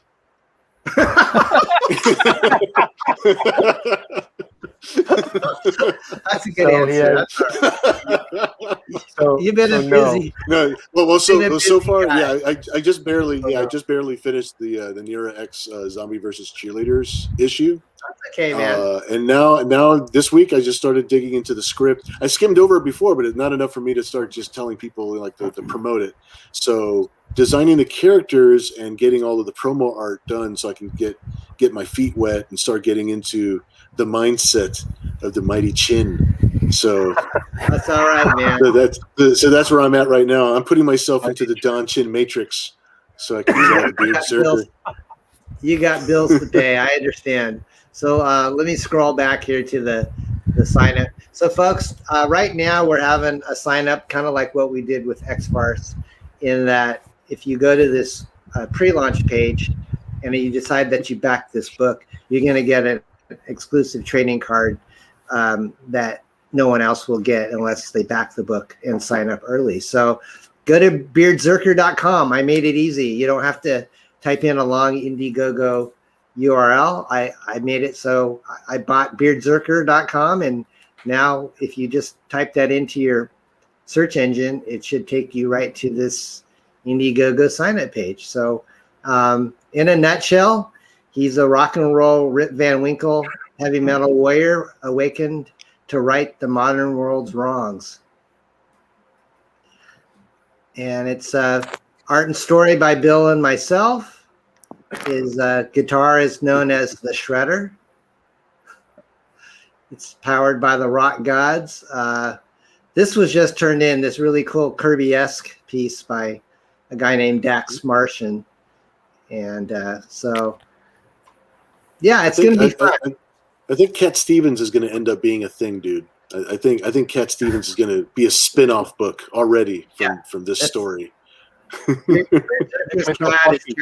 Cat Stevens, and he's kind of a rough cat from the hood, and he plays a mean set of drums. So you're just going to have to check out this book. This is what Bill's going to be working on for the next month, and I'm hoping that we'll be able to have some live streams. So yeah, please check out Beard Zerker. I will pull up the let me go back out for a second. I'll try to pull up the full cover, but anyways, thank you, Ray, for letting people know that they can sign up here.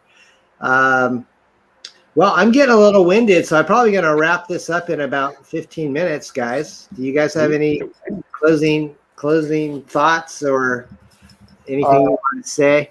I just want to say thank you again for having me be part of this. I've been out of comics for a while, so this was sort of just a way to ease myself back in and into the public eye as well. Because I haven't really been doing stuff since the ElfQuest days. That was back in the 90s. Actually, the last time was a Stargate book with you, Don. I think that was my last comic book. Wow. Wow. So that was when I was glad to have you back. Well, I'm glad to have everybody back where they belong. I see Don's back where he belongs.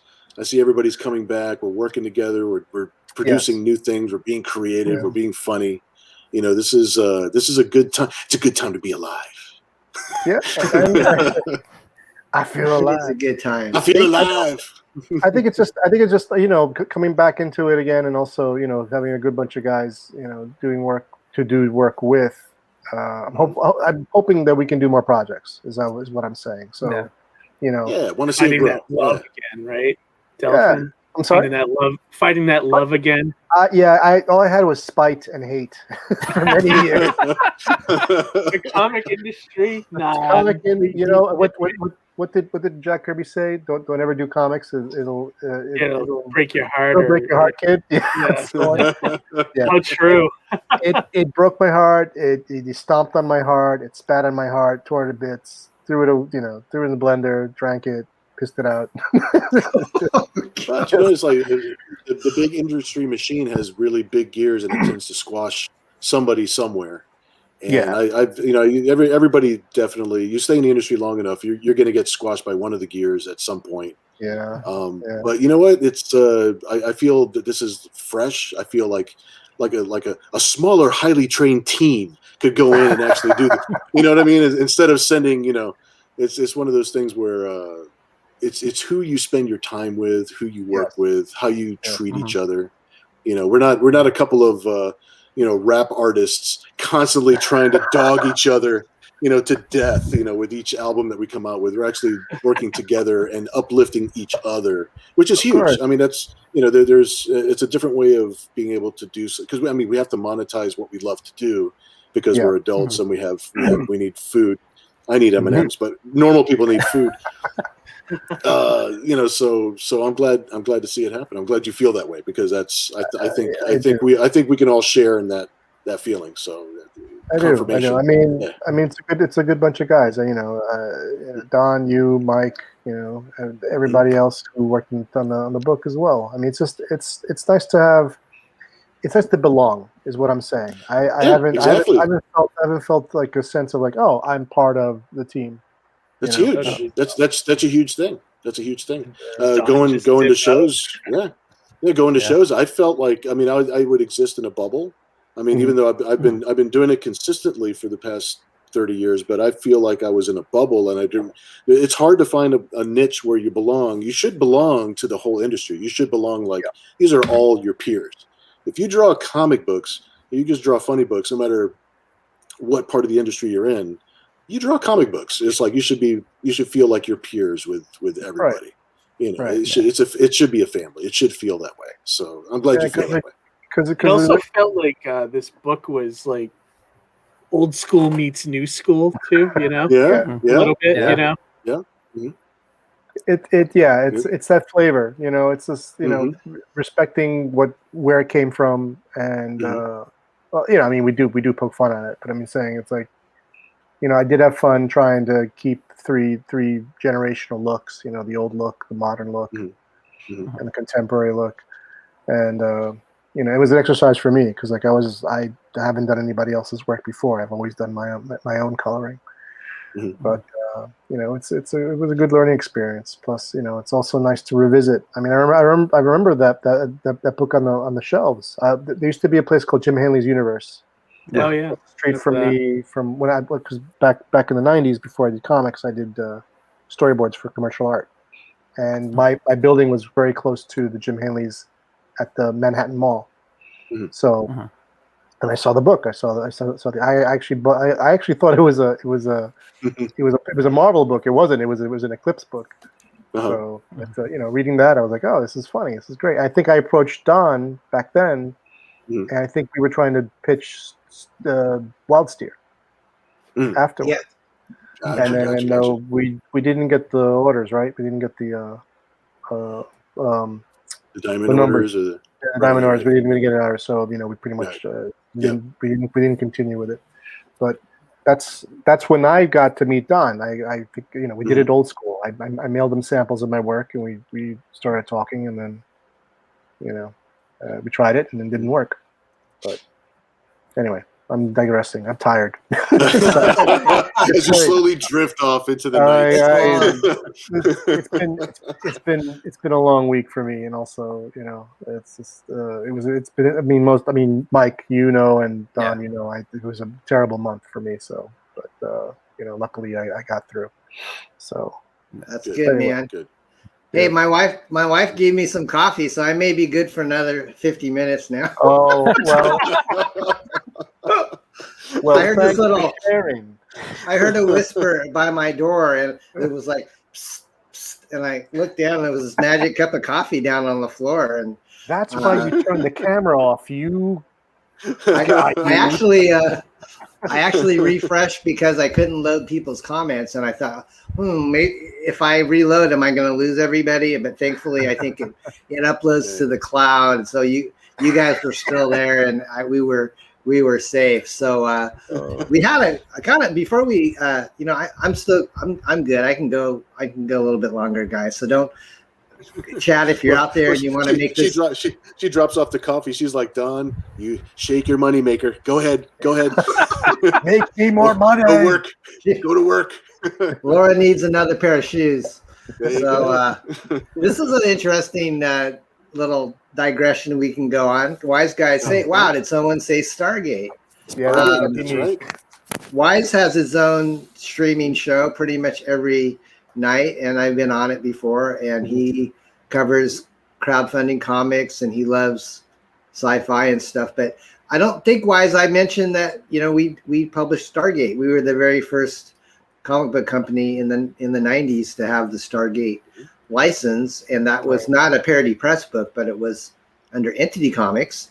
And we were at San Diego Con, and this guy that worked for MGM was coming around and saying, do you want to print a Stargate comic book? And my wife and I had seen the movie, and we loved it. And so they basically work it out where you pay them a licensing fee up front, and then you get the rights to publish Stargate comics, and then they get a cut of that.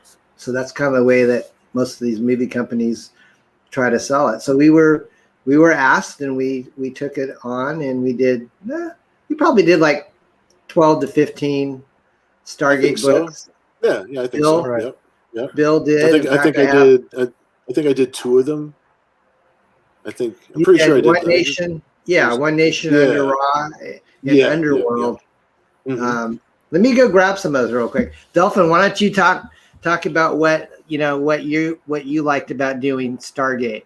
Oh well, first I'm a fan of the movie, and I'm also a fan of the show. So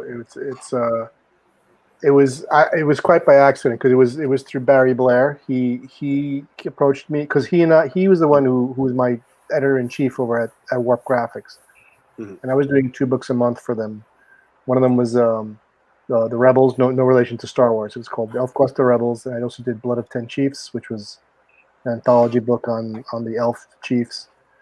And then when the books all got canceled, we still kept in touch. And then he gave me a call back saying, "You want to still draw books?" And I'm like, "Sure." And he goes, "Well, how would you like to draw Stargate?" I'm like, "Yeah, I'll draw Stargate, sure." So he gave me some scripts, and then he FedExed me some breakdowns. So I had to draw over his breakdowns, because apparently he read the script first. He goes, "We need it quick." So I did as tight as I could, and then we had a really cool inker named Kat Bollinger, who did some really sharp inks on my stuff, which was great. And then she pulled out, and then it was just Barry doing the last issue with me, and it was just a stark contrast. It became very super cartoony in the end, in the last issue. But that was it was a fun book. I mean, one of the things Barry told me was, don't draw the actors. We can't afford to pay the actors. Right. There's always a thing. Yeah. So it's like I drew. I didn't draw Kurt Russell. I didn't draw what's the other actor's name? The one who played the scientist. What's his name? I forgot his name. My goodness, Blacklist. What's his name? Yeah, from Blacklist. I don't. Yeah. Why am I having a brain fart? Me too. Okay, I'm having James Spader from the James Spader. Yeah. Thank you. Good God. So yeah, I know. Like you know the name, but it's. So yeah, I know it's stuck in your head, and it's not. Yeah, it's right there. Yeah. So I couldn't draw any of the actors. It's just don't make them look like that. I said, well, I suck at that, so not a problem. that was one of my benefits too. I'm not a portrait guy, so no problem. Right. But that cover right there you're holding, Don, that's a Barry Blair cover. So it was him and Colin Chan did the cover. So, and I did the insides. Yeah, that was the cartoony version. That's all me. And that was Barry and Don's inks and coloring. Nice. So actually, those pages, you might find those pages on eBay. The color pages are somewhere on eBay. Someone has them, and I've seen them before, like several times. Somebody has them. You know how much they're going for? Or? Hang on, let me go check, because it's probably still there. I'm sure it's still there on eBay. Hang on, I gotta get this tab open if I can. eBay. Let me show Bill your stuff. Si, senor. Si, senor. These are Bill's walk down memory lane. One shots, yes. I might have had some of those.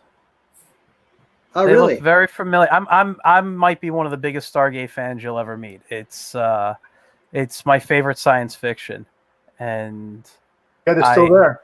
Sorry. Yeah. Oh, okay.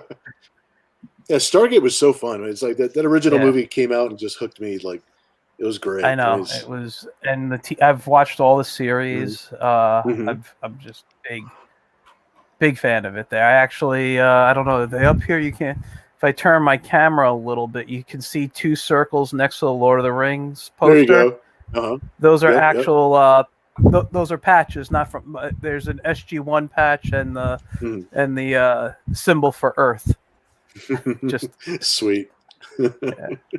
Oh, to answer Hyper Potatoes a question, yes, he was prolific. He was a dynamo. That guy would not stop working, and I was lucky enough to work with him because he had you know, he had a lot of work, so he would hire a lot of other artists to help him do like breakdowns and you know, character designs and you know, just tightening up stuff. So yeah, it's amazing. Cool. He passed away now. I mean, he passed away back in, I think, 2009, 2010, unfortunately. So he'll be missed. Didn't he have his partner was actually Colin as well? Colin Chen was his partner. Yeah. Is Colin still around or doing work? Or? We lost touch. I mean, they were up in age. So the last time I heard about Colin, I think he was. I think he went to a home. So. Oh, really? I don't know what. I mean, we lost touch. It was, you know, normally when you get older, you sort of, you know, like you're not focused. So trying to reach out to him, like his emails were, he didn't respond to his emails a lot, and you know. So I mean, we tried. After Barry passed away, he was heartbroken. Yeah, that's sad. It is. So yeah, you could find these pages on eBay. Just type in my name and type in Stargate, and they pop up. So there's like 2 pages, one for $74, one for $89.99. So very cool. So the actual original artwork that's colored for less than $100 a page? I think so. It says page 3, 1996, original color art. Wow, and that's a pretty good deal. I thought I had all the pages, but I guess this is the what Barry would do is that he would Xerox the pages on a special paper to airbrush on. So right. I still have the black and white art in storage somewhere in Long Island City, but these pieces are floating around. So wow, all the color art. So that's what we do with a few covers. Sorry. Oh no, that's I was just saying that's what we did. We had to do with some of the covers that we did back in the early days of Entity Comics, because I didn't have a computer that could handle Picture Publisher, which is the fetus version of Photoshop. So I'd make a copy of whatever the cover was, like the Sam Keith cover that we did, and there was a couple other ones like the Jay Lee Zen cover. And then I would airbrush those, and it's like, you know, some of it was flat color, but most of it was just all airbrush, because I come from a little bit of an airbrush background, you know, like T-shirts and things like that. So it's kind of stuck with me for other things. Nice. Hello? I think I froze for some reason. I was about to say, it's like, oh, okay, there he is. There he is. I was like, wow, he's really thinking about my T-shirt airbrushing career. It's like, sorry, I got crappy connection. It's like you're either thinking about it or like I froze you in boredom. It's just like airbrushing. How quaint. I know, right? Keith, are you a Stargate fan, or are you like Star Trek or Star Wars, or what is your Stargate? I've only seen the movie, to be honest with you. I never got into the show. I think because didn't Stargate the show start off on cable at one point, and then start on Showtime, I believe. Right, and then moved to Sci-Fi right after. Yes. I think I don't know. Went to Showtime. And Showtime was risky because they showed everything. But but that was only the first episode. I know they showed Bush. Yeah, it's like, did they really? Oh my What's behind the Stargate this week? Maybe. Oh wait, wrong episode. Wrong episode. Right. Start watching. Like, what's going on here? I was gonna say, I actually the convention that I have. That I run up here in Massachusetts, we had Cora Nemec as a guest at one of the shows. Yeah, and I know he was on that, wasn't he? Yes, yeah, he played an alien, not an alien. Well, he was an alien, but he replaced the guy who played Daniel. Yeah. Oh, okay. Show. So he was the resident brain. Yeah, he was a really nice guy. And, Parker Lewis can't leave, right? That was a show. I love that show. I was a big fan of that show. And the Stand miniseries, I love that. Yes, it was a good show. But I missed out on it. I think when I started watching TV more, it was already in like the 8th season or something, and I'm Right. like, I just don't have the time to get into this, you know. And then they did the offshoots, right? There was the Atlantis, and Right. wasn't there another one too? Yeah, Universe. Universe, Then they did yeah. one direct to streaming, but I didn't watch that because I don't have, what was it, the CBS app or whatever it was. Oh yeah, Right. I didn't watch it. And there's I've talks heard about nothing another but series. Great things. I've heard nothing but great things, and like I did like the movie, so maybe someday I'll go back and watch those. I'd be interested to see, you know, how it is.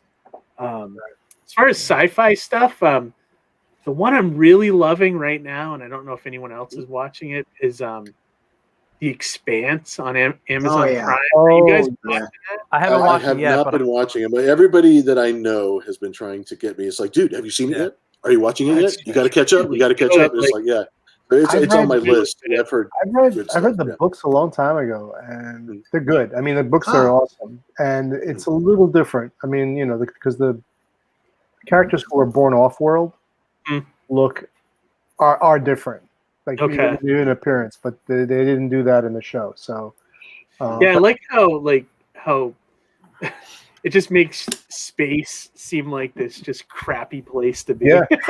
You know, that's what I like about it, and it feels like Game of Thrones in space, basically. You know, Oh yeah, it's very political. It's like, well, you know, if you're born on a planet and spacer, whatever terminology, spacer, So the opposite of my childhood fantasy of Star Trek, because Star Trek always made me feel like, oh, I wish I could be there. I wish I could be doing that stuff. It'd be awesome. Space is so awesome.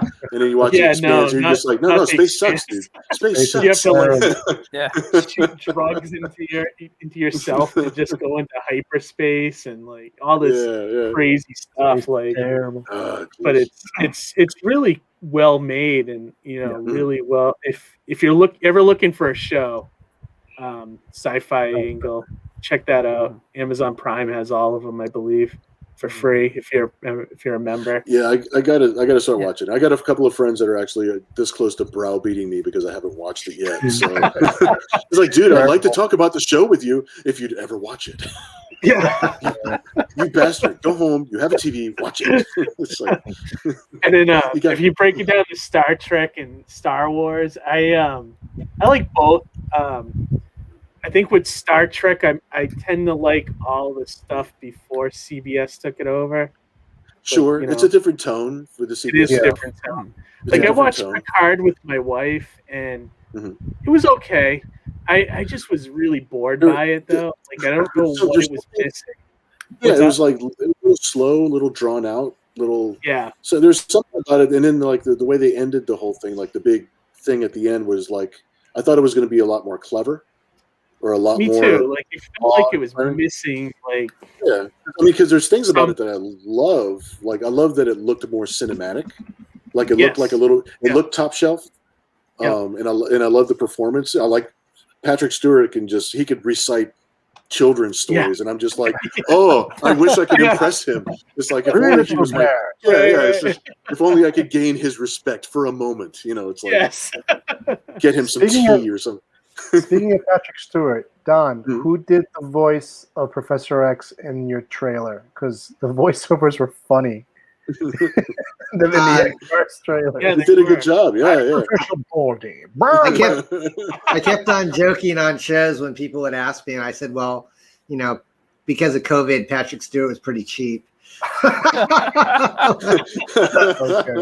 But honestly, I went on that Fiverr app and I found a voice actor that said he could do Patrick Stewart, and I sent him this script, and like in a matter of hours, he had sent me like a voice file, and I just was laughing so hard because I wrote this. I wrote the trailer script and I sent it to this guy, and you get it back and you go, holy smokes, this sounds like Patrick Stewart. He did a fantastic job, and I could have saved you a couple of bucks and sent you right over to Thad. Oh, really? Thad does a good Patrick Stewart? He does good voices. He does good voices. My cousin Keith does a lot of good voices too. We keep on giving him a hard time because he should be in radio.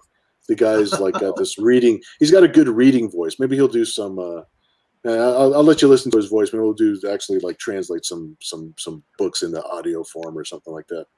But, yeah. but he'll do it for like pizza. It'll be fine. It's just, if it doesn't work out, it's just a pizza.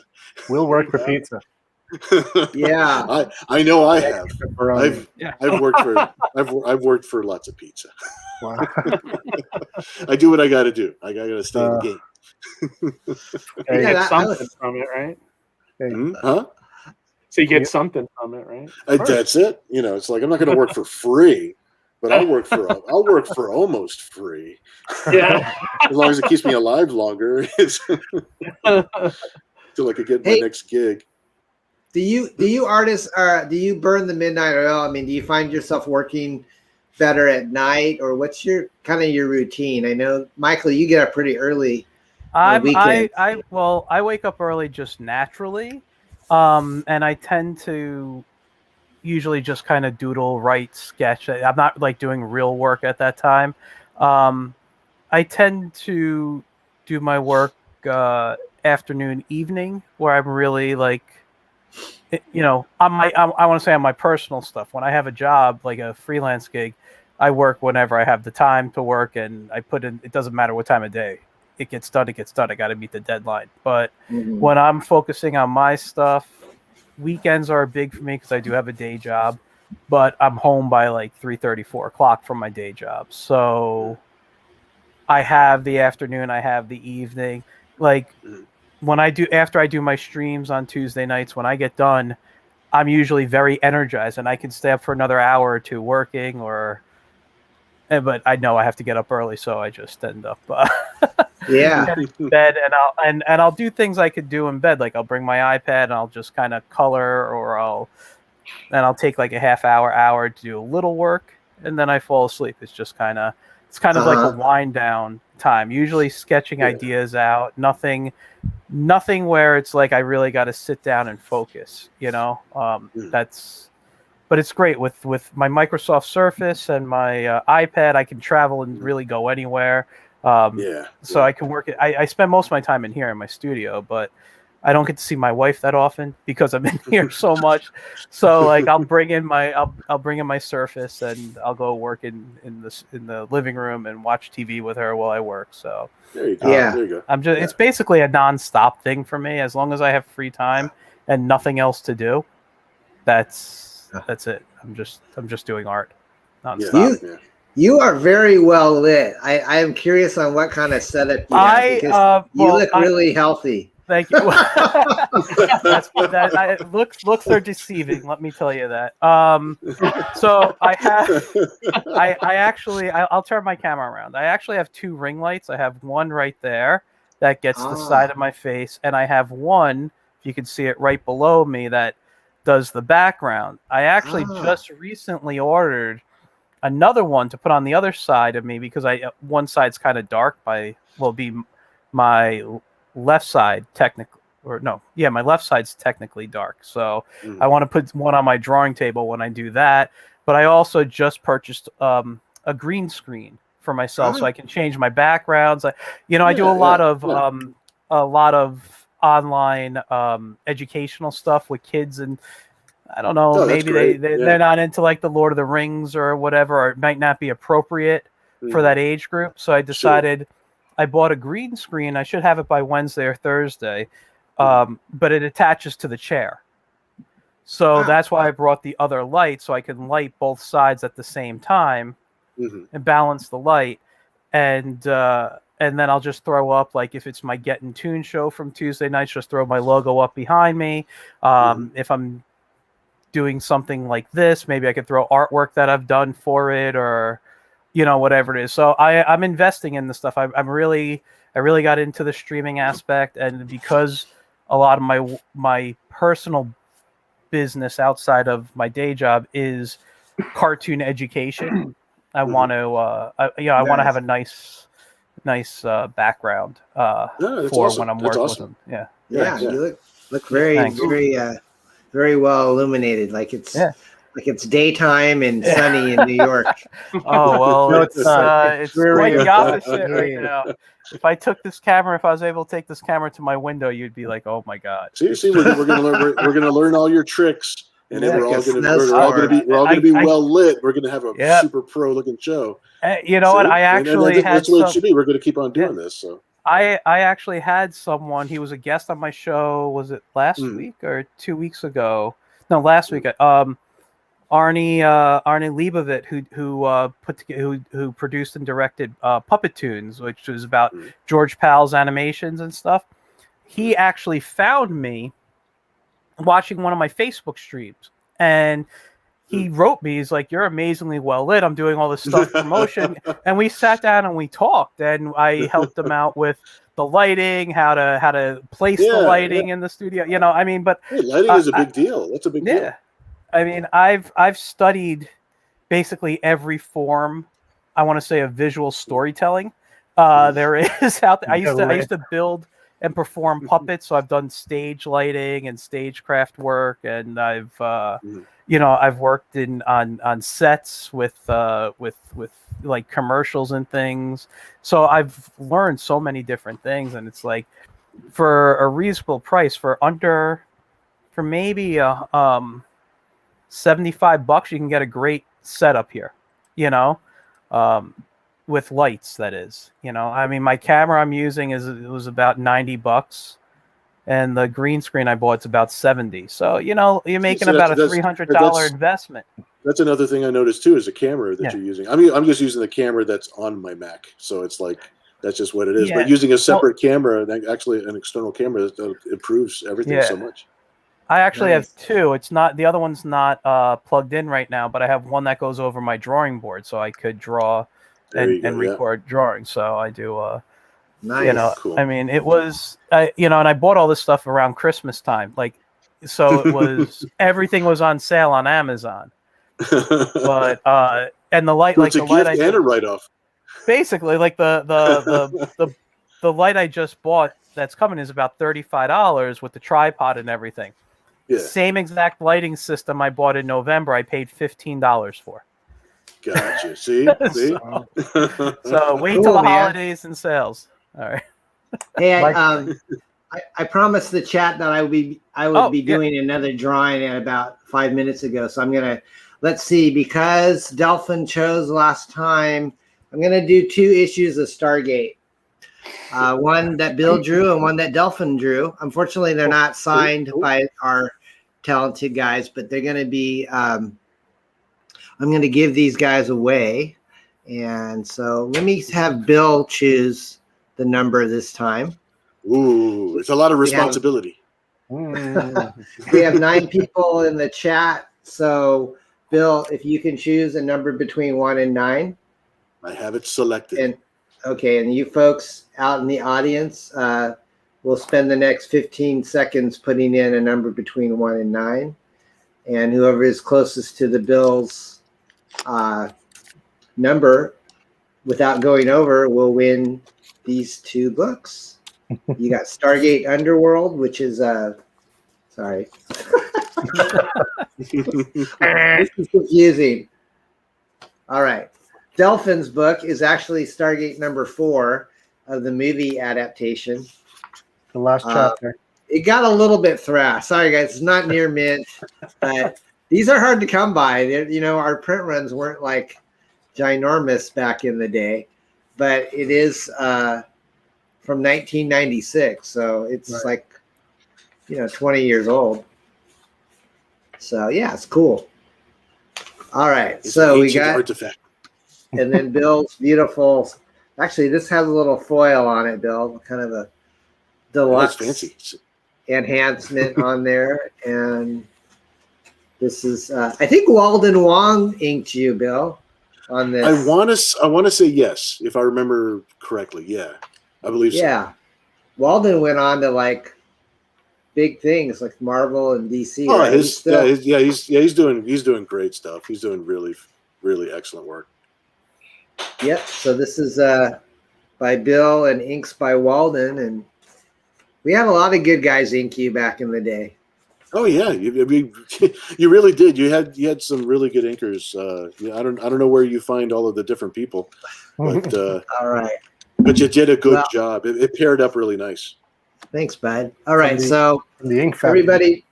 Everybody put in their numbers in the chat. So Bill, with like the Cheesecake Factory, but what? Without any further ado, tell us what number you chose. All right. I just for confirmation's sake, I wrote it down so that you would know. Since I was writing notes to Thad all night with Post-it notes, so that's the number. Okay, let me write that down. Ayrton gets Stargate. Ayrton is a backer to our campaign, Ayrton. So if it's okay with you, buddy, I'll just keep these books until the book X-FARCE ships, and I'll pack them in your order. So Stargate number 4 and Underworld. Ayrton is the same guy that won your sketch card last night, Bill. Oh, okay, yeah. The tangerine card. Yeah. Awesome. Good job, Much Ayrton. Appreciated, my friend. Thank you. Congratulations, Ayrton. Yes. Yes. Good job. Wise guys. You honor me, good sir. Congrats. Hyper Potato is back in the house with the cute dog. Hi, Hyper Potato. For me, a question. Do I remember what our highest and lowest print runs were? That is a good question. Well, what was the final number on? What was that final number on X-FARCE? That's one thing I wasn't. Excuse me, I got a dog here. What have you been doing? Hyper Potato, your dog is shedding in my studio. These are the kind of stats we should have like on our website somewhere. It's like it's a little those higher numbers, little bragging rights. Yeah. We should have that as part of our entity parody press Bible somewhere. Yeah, but without having those printing bills handy, I don't know what the runs were. I would probably say on a parody press book, maybe I think we had to sell like 4,000 to 5,000 to break even. So on a parody press book, I would probably say that's kind of the low end. But on the high end, with X-FARCE, as far as you and me are concerned, Bill, that I think was like 70 to 80,000. I remember us talking back in the day that it was somewhere in the neighborhood of 80,000. Yeah, that's where X-FARCE was. And then I don't know as far as when we started doing parody press solo. I'm not sure which, because I remember one of our books, like Dorkier Images. Remember that one? Yeah, I think that one, because we had 3 different covers for it. I think I remember doing really well with that one, but I don't remember what the numbers were. Yeah, I think if we could get a variant cover to sell like 20 to 25,000 copies per cover, that was pretty darn good. This is the X-FARCE that Bill and I did with Eclipse, which is based, which X-FARCE Reloaded. Yeah, which this is based on. Our whole campaign was spawned from this original black and white Eclipse book, which was lovingly remastered by DELFIN. And it's got mouthwatering colors. It's been Delphinized. Great minds. All right. Yeah. What's the Turner colorization? What's the Delphinized? Delphinized, of course. So asking about Zen, Bill. How did our Zen sold probably better than the parody press books? I think. I think it did better numbers. I mean, I remember that we used to have a tag on the books that it's selling over 1 million copies, but we were talking about like Zen as a series, not Zen like a single issue. Right. But I don't remember each single issue how much is sold. I mean, if I compare it to the Nera X issue that you just gave away, the chromium cover, because I think I remember that number being somewhere around 25,000, which was for 1995. That was still pretty darn good. Yeah, if I remember that number correctly. I think that's the number I remember, but I don't. You have to correct me if I'm wrong. Chromium books sold better than that. It might have. Yeah, I think Zen Then Zero, the one with the Jay Lee cover. Actually, I think that one sold like 60 to 70,000. Yeah, which was pretty good. So that's Jay Lee. Any other questions, guys? By the way, Aaron says you were on the show with the Church of Gospel of Comics show. Bill, remember? Yes, that show we that's did? right. Yep. Like yeah, a those few guys are months really ago. cool. Yeah, that was a lot of fun. They were cool, Yeah. cool couple cats. Couple cats. Yeah. Couple cats. All right. So let's see here. I love his name, Church of Failure. I guess it's so catchy. It is. No hidden meaning behind it. I don't want to try to, but I'm just like, it just sounds so damn catchy. They're a lot of fun, those guys. It's like a band's name, Church of Failure. Right? Yeah, that's what I'm thinking. Like a band name or like a name of an album. Something. It's got that catchiness to it. Delphin, do you guys got to go to work tomorrow? I want to be. I'll probably cut out around midnight, so it's almost close to that. So. Okay, guys. So we're probably widen this up around 9 o'clock p.m. my time, midnight Eastern. Let these guys get let them get their beauty sleep. Put some of that hair stimulating cream on their heads and some Rogaine. Yeah. Remember, I part mine in the middle, all the way to the side, all the way to the back, all the way to the back, all the way to the back. It's Keith. It's an how long IMAX. have you had the shaved head look?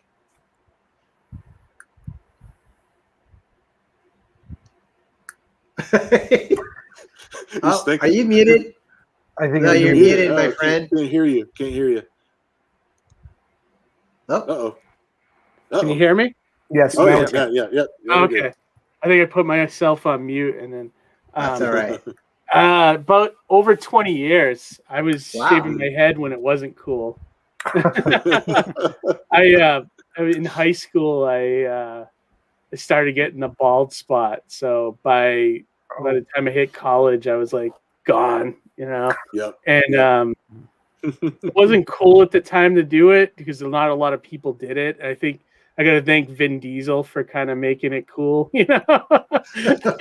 So now it's like kind of socially acceptable, I think, So yeah, it's not like we're all not bad guys on an episode of American Greatest, right. Because when we're growing up, man, if you had a shaved head, you couldn't go out in public without people thinking. Yeah, right. Exactly. Watch that guy. He's got a dune buggy and a machine gun, obviously. Yeah. So I'm glad. Vin Diesel, Jason Statham, guys like that. I'm just like, thank you for making this like an cool look. Exactly. But I don't think I've stepped in a barber shop in over 20 years. So save some money, right? That's right. Yeah. That's right. Do people ever say you look like a certain celebrity? Me? Not really. Usually it's something making fun like Kingpin or something, but Right. I don't think anyone's. But dude, the head of organized crime. That's not. Yeah, right. I know. I gotta rearrange if I'm gonna be compared to somebody, I think the Kingpin's not a bad way to go. That's all right. True. Like, Master manipulator. Did you watch Daredevil on Netflix? Yeah, that guy. That dude killed it as Kingpin. Yeah, I was like, that was the best. He's so good too. He's great. Actor. Yeah, he's been in a million things. Men in Black, and it's like, he's been in a million things. You're right. Of course, that performance is amazing. So yeah, he did a great performance. That to me is actually that's iconic Kingpin right now. That's like definitive. Of how he should act. I agree. So, yeah. And you see it so masterfully in season 3 when he manipulates like when they start, like when they let him out of prison and he slowly starts turning it into his like own empire again. Exactly. It's so great. Like it was a good. It was super good. It's super good. I agree. Hey, Michael, do you ever get that kind of like you look like Robert De Niro? You know what? When I had hair, yes, Robert De Niro or Al Pacino were the two I always got. But the last time I had a really good full head of hair, I was like 23. So I started to kind of lose my hair around 25 a little bit, and that's all due to like medical stuff that I went through. And no, that's okay. I'm here, and that's what's important to me. So I don't mind not having hair. I'm just waiting for the little stubble that still kind of comes in on the sides and the back to like completely fall out, so I can like stop shaving and stop buzzing, and and just kind of go like when it first started, I was upset. I'm like, oh, my hair. I had such a good head of hair, and now it's like, just get out, just stop. I want you to all fall into the sink. When I shower, just go down the drain, leave my head. I've been shaving my head since about 2005, and honestly, it's so much better not having hair, I think. I found it liberating. Yes. Yeah. Enjoy, my friend. Yeah, it's so relaxing there, and but I also went white very early. I mean, I'm going to be 45 next week, and I look a lot older due to the happy birthday. Yeah, that's distinguished. The gray doesn't make it. Your face doesn't look old. You just have like light colored hair. Let me tell you, if I shave my beard off, I look super young. I have a baby face. Yeah, you have a young face. And Steve Martin had white hair when he was born. So I mean, it's like you can't really, some people, that's just a cool distinguished look. Yeah. Can you give us a De Niro? Can you do like you talking to me? I cannot do impressions like that. Is that like a prerequisite? You're like, you live in New York, so you have to give me a De Niro. You kind of, it's funny though. It's funny. I do have taxi driver. Let me show. I can't do the impression. But what's funny is if you look at my eyes, I have incredibly heavy eyelids. I always look like I'm tired or I'm high or something. That like if I try to look surprised, watch my eyes. I'm going to try to look surprised. My eyelids don't move. Oh wow! So they're so heavy. So like I thought you were going to brag about it. I thought you'd be like, oh, these are my bedroom eyes. No. And it's like if I ever, I'm not gonna lie. I've been told I look like De Niro and Al Pacino, and I've kind of made faces in the mirror and stuff. But it's the eyes that do it, I think, for me. Yeah. Because like De Niro has De Niro also has heavy eyelids, but I think his actually move besides just down to blink. Yeah. That's funny, guys. That's good. All right, we learned about each other. It's good. Yeah. We got a question in the chat here for you, Delphin. How did you remember meeting Barry?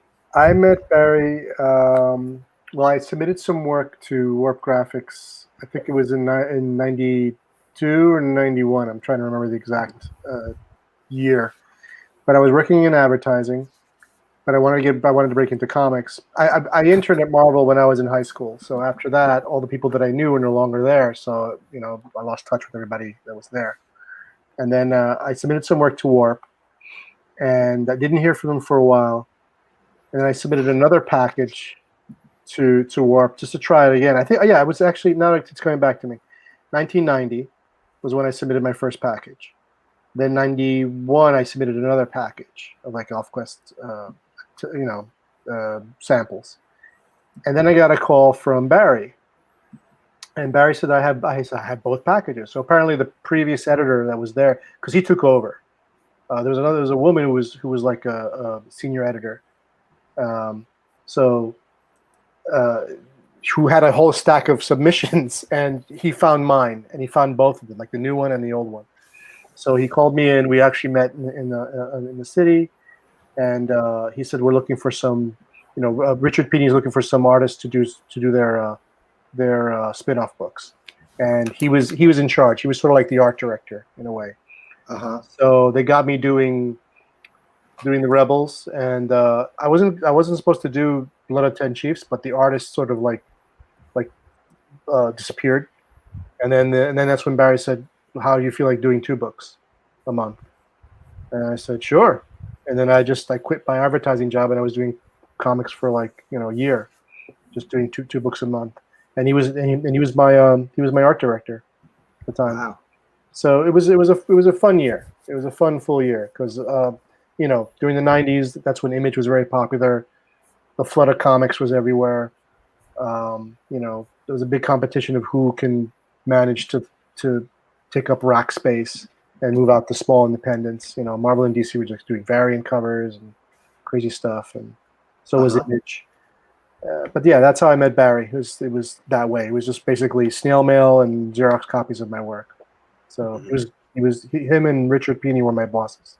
I see. Yeah. So how many issues? I'm on your Comic Vine right now. So there's geez, there's a lot of issues. I started Blood of 10 Chiefs. When did I start? I can tell you the cover. That's the first one you see there. That's the very last issue. That was the 12th issue, I think. I started the one where you see the two guys dueling. It's the second one. Oh, I'm sorry. Right here. Next one. That one. That's when I started. Oh, there you are. So, right on the cover. Right. So I started on that one, and then I did some other spin-off books. I did Two Spear. There's another series I did for them. Okay.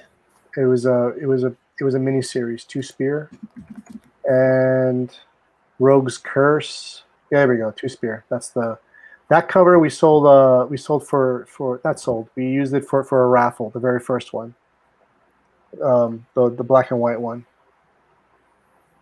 that you have there. So that one was 4 issues. It was I think with 4 issues. No, 5 issues, I guess. 5-issue miniseries. So that was the very first cover I did for that. It was inked by Charles Barnett, and the rest I did those. That's actually one of mine.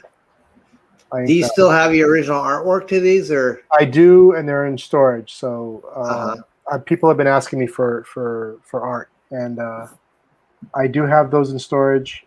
I just haven't had a chance to pull them out. And like I said, I was so out of comics. I was very disillusioned. I just didn't really. Yeah. Didn't want to. They're probably worth something. I would imagine. Possibly. I don't know. I mean, I'd have to. If I went to a convention, I'd probably sell them for like $25 a page or so, or whatever. But nice. But the covers, I think the covers I either gave them away to I mean, I would meet up with young kids who drew, and they would look through my pages and say, "Yeah, pick up the ones you like." So the covers are the ones that they picked the best, But it was, awesome. I mean, yeah. But I still have them. I just haven't really run through them. I think I still even have the Stargate pages that I've done. Oh, really? Wow. So, yeah, they're still in there. So, how about you, Bill? Do you still have your Stargate pages? Probably long gone, huh? They're long gone. Yeah, they're out the door. New homes, or somebody else's boxes. You probably sold tons of your artwork, I would imagine. I don't have very much of it left. Yeah, as long as I have a copy of there is some artwork that I won't part with, like I still have the big airbrushed cover for the Death of Stupid Man, yeah. which is something that my daughter actually does not want me to part with, and I don't want to part with it. So it's like that's one of the few pieces that I have left, especially from the Parody Press days. All of it. So some people would buy like a complete issue from me, like of original art to a certain book. Most of them are piecemealed out, just like you would. But they're all out there. Yeah, everything. It's like Doritos. I make more. Good job. So as long as I have the book and the memory, I have the print. It's like that's good. That's good. Do you still have that Stupid Man handy? Is it? You know what? I think it is handy. I'll reach over and grab it real quick. I'll show it to you. Okay. Yeah, we showed it a couple, I think, at an earlier stream. It is so pretty. I love that artwork. Someone said that you're a mutant, Michael. Your eyelids don't move. I read that earlier. And then we have a shout out to Keith from Wise Guys. Have you been on his channel before, Keith? On Wise Guys? No. Oh, really? I should have hit him up. Yeah, he's on Twitter and. Is it like what kind of channel is it? Is it like just interview? Yeah, he does interviews and shows people's artwork, and Yeah, he's got a good show, man. Okay, cool. That's good to know. Once the promotional tour begins on the next Indiegogo, I'm going to be calling in favors from everyone. I need everyone's support. Yes. Did you find it, Bill? I did find it. It's actually larger than the normal 11 by 17. Let me see. Everything in that camera is actually backwards. So I'm over here. Oh, yeah, I know. It's hard. Hand coordination. But this is before we had Photoshop, and so everything is hand painted and airbrushed and ink and acrylic paint and stuff. So I think it's like a 14 by 18 sheet. So it got cropped. It got cropped a little bit weird on the actual cover, but it cropped basically where I wanted it to anyway. So it was fine. Yeah. So we have a tier. We have a tier on our parody X-FARCE. If you want back issues, 5 back issues for $50. And I think I still have some of the Death of Stupid Man, which is that cover, Bill. That work kind of reminded me of Arthur Adams a lot. Art Adams, he's a huge influence. Art Adams, like McFarlane, McFarlane during the Liefeld days when they were sort of like, I don't know, like the line weights and things were a little bit similar. The styles, you could definitely tell the difference between the styles. But McFarlane, Arthur Adams, I would say Adam Hughes was a big influence on me, even though my stuff does not look like Adam Hughes' work at all. Yeah, my stuff is very cartoony. Joe Madureira is sort of because he's cartoony, but he sort of leans anime, manga, but not really. It's it's a very American style, but it's still with the larger eyes and the dynamic poses and things. There's certain artists that stick out for sure. We had a Nira X. Was it Cinder that was an Adam Hughes cover? It was, it was a crossover with Cinder. Let me see. Yeah, that was fantastic. That was one of my bucket list things. Oh yeah, here we go. Yeah. Let me pull it up here on. Oh, it's a small graphic. I wanted to be a little. I know I want to do it by large. Let me see if I can find it by a large image. Nick Chuck. Thank you. I need the effect. Yes, I need the effect. It's kind of small. Let's see. That's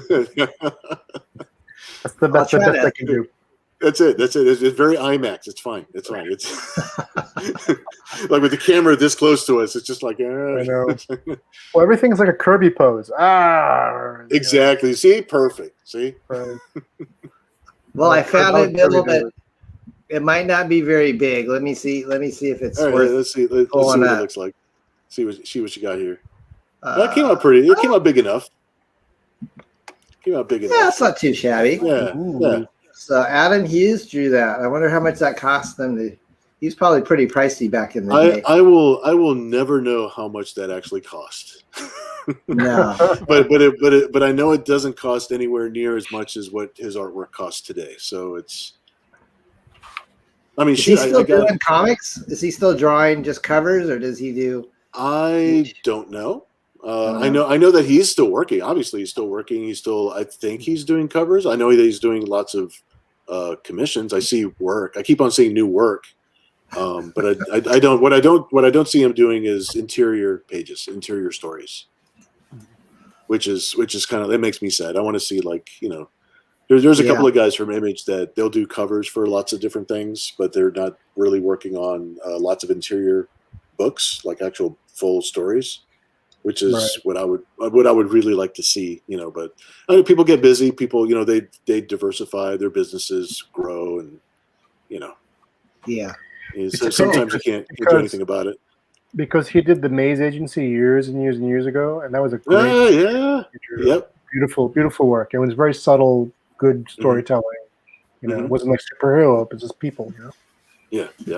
No, he's so good. I mean, and there's certain things about his artwork that it's like I try to put into my box of tricks, But you know, you'll never know what it is because my stuff looks so different from his. But you learn. I mean, it's like every artist that you look at, especially you know if it's an artist that you collect or you absorb something from that. You learn something. A line weight.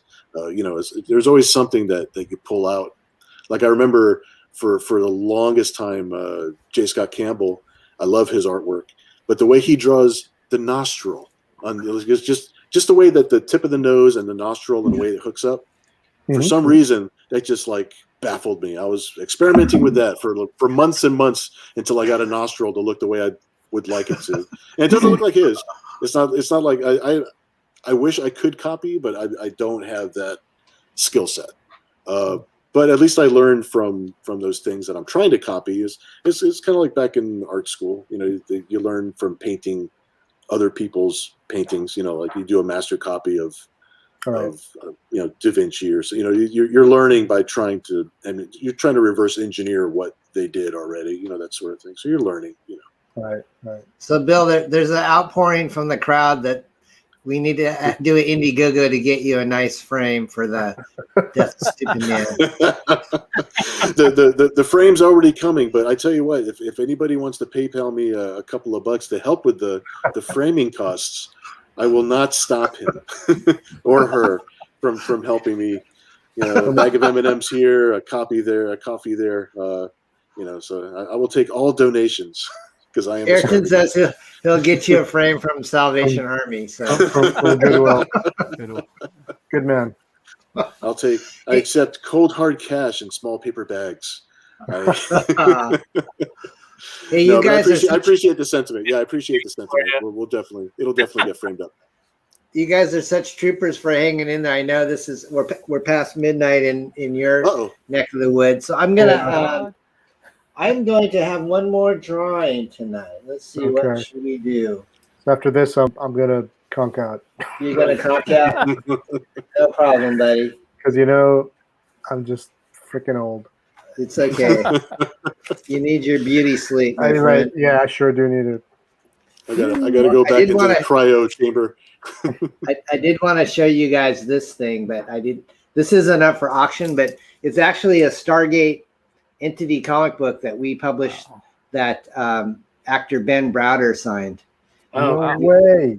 He was from Stargate and also from Farscape. Yeah. So I bought this on eBay. It says to Sam, it's not to Dawn. But I figured, wow, it's pretty cool to have, you know, the actor from Stargate SG-1 sign a comic book that I worked on. Sam in the original English actually translates to Don. It was to you. You just didn't know it. All right, guys. Last drawing of the night will be for the classic adolescent radioactive black belt hamsters 3D number 2, which is a Star Wars themed issue. And it even comes complete with the bound-in glasses, guys. With nice, like that's awesome. Yeah, from Eclipse back in the day, and awesome. You got to wear the glasses and read the red and black. I'll sign this, guys. So we have 10 people still in the chat. So think of your numbers, guys. I will think of a number in my head, and whoever is either on the money or closest to it without going over is going to get this book all the way back from, man, I'm old. 1986, man. I'm old. All right. Hey, Dillard's here. Dillard is a friend of the channel. He's a very good artist as well. He has a book called The Buckler on Indiegogo. It's kind of like a crazy vigilante hero. He roaming the streets of Canada, dispensing justice. Got to definitely check that out. Yeah, at Dillard Draws. And then I think earlier, if you didn't see it, Keith, I think Wise Guys put in his contact information, so you could tweet him. I actually just subbed to him on the side. Oh, awesome. Okay, guys. Why I'm making you feel old now, Wise. All right. Arrow Scott, you have one. You can choose a different number besides 4. It's already been taken. So I'll let you enter in another one before I. Okay. Eros got pick 7. Okay, cool. All right, so I have a number, guys. 5 more seconds in case you didn't get your number in, and then I will close the bidding for this drawing. And the number that I picked was number 5. So 5 was, anybody choose 5? I don't see a 5. Don't put it in now. Don't cheat. Don't you dare. I don't see a 5. I see a You're working 4. on an honor system here. I see a 4 from Hyper Potato. I think Hyper Potato, I think you are the winner. That looks like it. Yeah, Hyper Potato, you are the winner. Dillard says boo.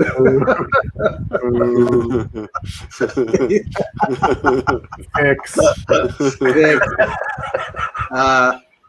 Yeah, I wasn't using the Dominion voting machine, guys. Oh. Oh. Heyo. We just got All political. Right, so, it's time to sign up. It's getting late. Hyper Potato, please DM me, or if you can email me your info. I'll type in my my email in the chat right here. You write to me with your info for sending this book, okay? So that should show up in the chat. Hyper Potato is a Don Chin show. And Hyper Potato says, thanks, Russian hacking. We're going off the rails now. That's what happens when we go for 2.5 hours. All right. So Hyper Potato, get a hold of me, and I will send you that signed Adolescent Radioactive Black Belt Hamsters 3D in autographed. And I appreciate everybody's support. Any other closing comments, guys? You want to promote anything else that you have going? I'll go around the horn, and you guys can say good night, and then we'll end the stream. And just so everybody knows, I'm going to extend X-FARCE an extra 30 days. So we're going to end the first 30 days tonight, and then I'm going to go into another 30-day campaign. And then, the book will probably most likely be shipping sometime in March. It's already, 95% done. So Wise Guy says, grats to all the winners. Great stream. We still have 9 people on. So I'll go around the room. I know Delphin has to leave first. So yes. Delphin, any closing remarks, buddy? It's been a great project. I love working on it. Hopefully we'll have more new stuff. Either Parity Press or Entity Press, whichever title company name we're going to go under. Looking forward to more new projects. Thanks, Delphin. Thanks for spending your time with us, buddy. I know you got a new job, and you're doing you're busy and making money for your family, providing for them. You're a good family man. She's got the cutest daughter, and we're actually naming our puppy the same name as his daughter Mabel. So Mabel just static. When she saw the picture that you sent me, she's like, what? Like, no, can't have a dog. I'm sorry. We can't have any dogs in this house at all. Well, first of all, I'm allergic to dogs, unfortunately. I love dogs. You don't want that, buddy. Oh, no. All right. So Delphin, people can get a hold of Delphin at his website. He'll do custom cartoons for people as well. He does great characters, and we had a friend of mine up here in my neck of the woods. Actually, he did a T-shirt design that was a character of a guy's head. So I forgot about that. It's a long time all right. So let me go down to Mr. Keith. Keith, my friend from Boston. Hey. Boston. Boston. Yeah. Thanks for staying up so late, buddy. Anything you want to say? No problem. I guess working from home is a benefit now because you can basically get up 10 minutes before your shift and just go work. First, everyone back X-FARCE, obviously. I really had a great time working on that story. Probably the closest I'll ever get to writing the X-Men. So that was a lot of fun. I'd say check out my YouTube channel, Indie Comics Relay. Especially if you're a creator. We get a lot of guests, creative guests on there, a lot of tips and stuff being thrown around. And then also, if you want to be a guest, hit me up. Be patient though, because we are backed up already. We already got guests up till April, I think. Doing books and everything else. So, just hit me up there. And then for anything Mighty Mascots, either hit my website heroenvy.com. or go to Alterna's website and grab some books there. Nice. Thank you, Keith. You're a gentleman and a scholar, and your story is hilarious. I can't wait for people to see it. Thanks. It means the world to me. Thanks a lot. Thank you. Michael, let me pull you up, my friend. All right. Tell us what you got. Well, yeah, like Del, I just want to say thank you for having me work on this. It was a lot of fun, and I hope I could work on some more stuff in the future with you guys. You're all a bunch of great people. But I also want to just promote, if you guys follow me on at Michael Grassia, which you see it there on Instagram, YouTube, Facebook. Twitter, Facebook, Get In Tune. That's TOON.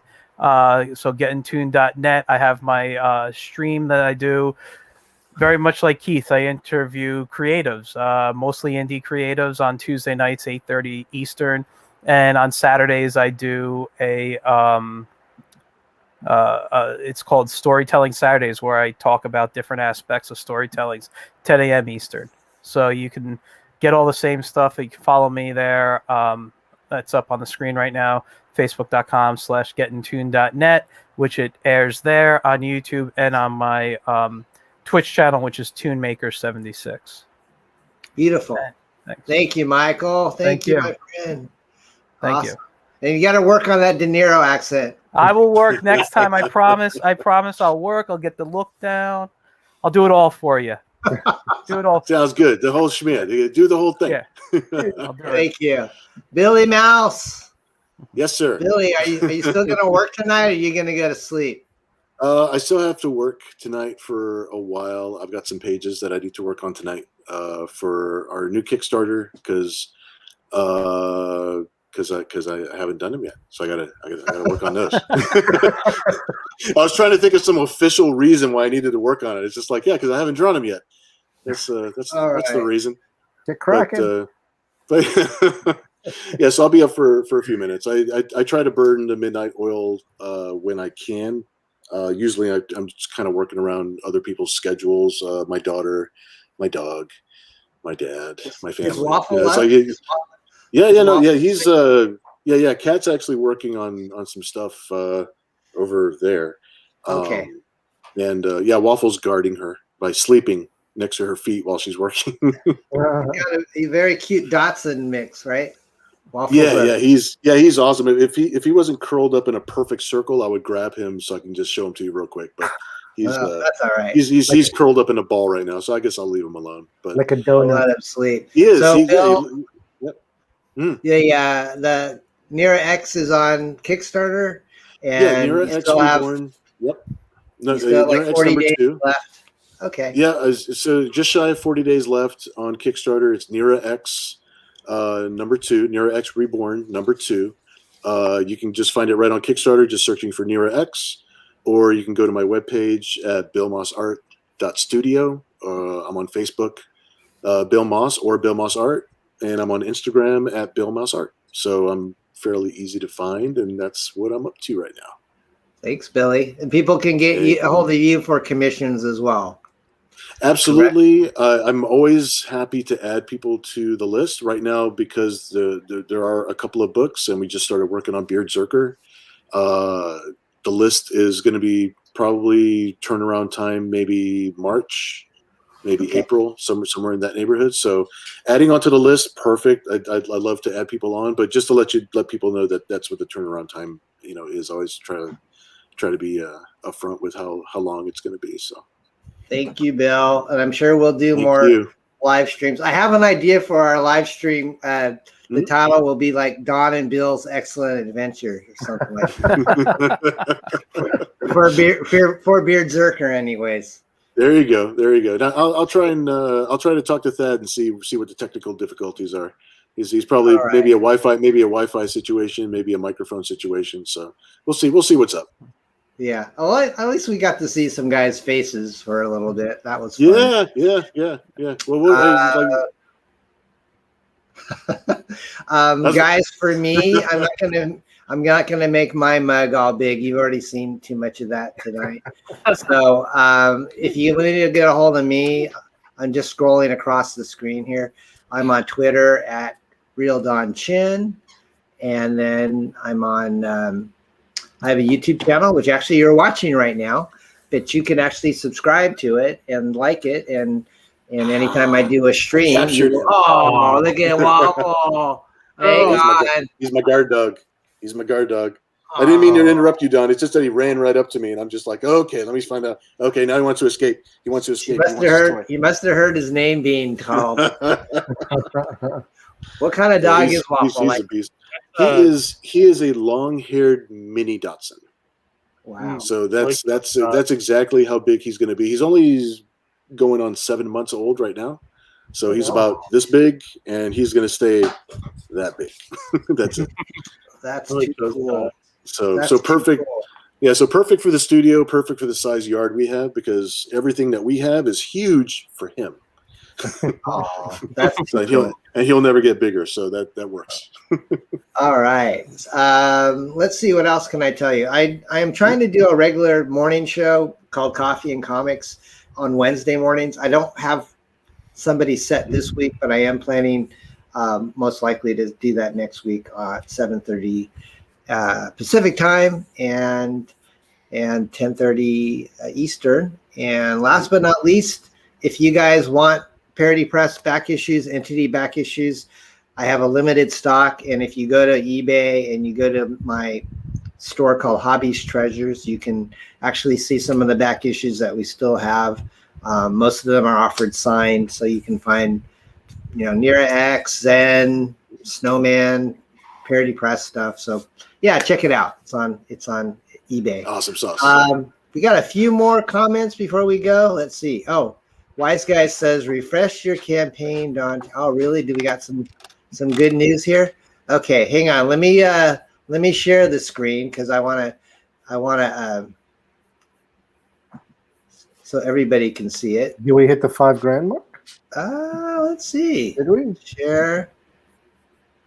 Let's go to the Chrome tab. Let's see. Cross your fingers. Okay, so I'm at 4703 right now. Almost there, buddy. Can you see that right there? Yep. Okay, so let's refresh. Okay. All right, we got We're almost there. We moved the chain up to 4,800. Yeah, I think maybe tomorrow we could hit $5,000. $5,000. That'd be great. Thank you guys for your support. Thanks, Wise Guys, for that. I appreciate it, my friend. That's awesome. All right, and so going back to our stream, someone said, "Sweet puppy, cute dog." Thank you. That's cute. I made him myself in a lab. Well, guys, I think that's gonna do it. We did a few drawings, and so basically, I'm gonna renew the campaign, and it'll be starting again for another 30 days. So you can still back it if you haven't yet. And I'm working on getting some X-FARCE swag in. So let me just share that real quick so you guys can see what's coming. I'm going to dip out, Don. All right. Thanks, Keith. All right, guys. Good night, Keith. Good night. Good night, Keith. Good night. And, awesome. Let's get the 5K. Yeah. Thanks, my friend. Sounds good. We'll hang out again, man. Yeah, definitely. All right, guys. All right, have a good night. Cool. Have a good night. All right. Night. All right, guys. Real quick, I'm sharing a store that we're working on with a company called Spring, and I'm waiting just for some samples to come in. But we're gonna do like X-FARCE T-shirts That's cool. And we got the X-FARCE sticker, which actually got in just this last weekend, and hoodies and mugs. And oh, I'm going to show you the yoga pants, Bill, because I know you really want some yoga pants. Right? You can wear cable TV on your hip. Nice.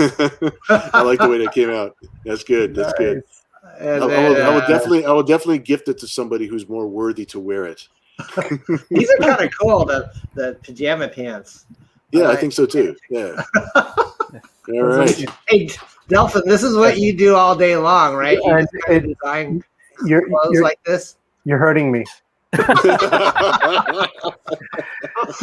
Why must you hurt me, Don? Why must you hurt me? I'm sorry. I won't you're making him stay up late, and you're hurting him. I don't want you to have. You gotta treat your friends better. Yes. Yeah.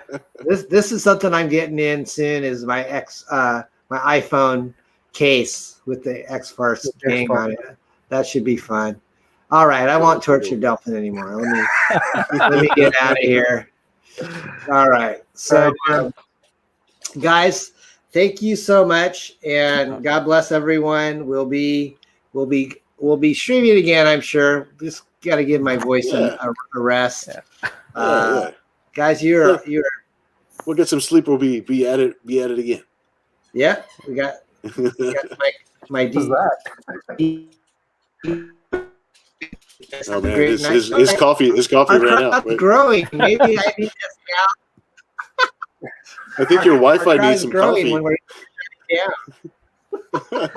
I know you guys got to go to bed. So thank you guys again so much. I'll play our trailer as a au revoir. Is that how you say goodbye in German? Au revoir? French? That's French. No, that's it's French. adios. All right. It's adios. Wise guy says we're roboting. Okay, Bill, can you do the robot for like 80s? Are you? There's my robot. There's my robot right there. Too old. We're too old.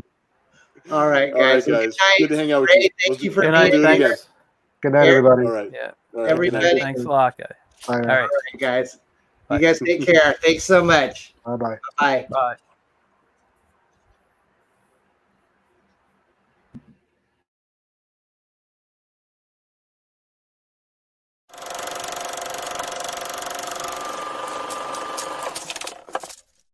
My name is Professor Baldy, and I run a school for juvenile delinquents.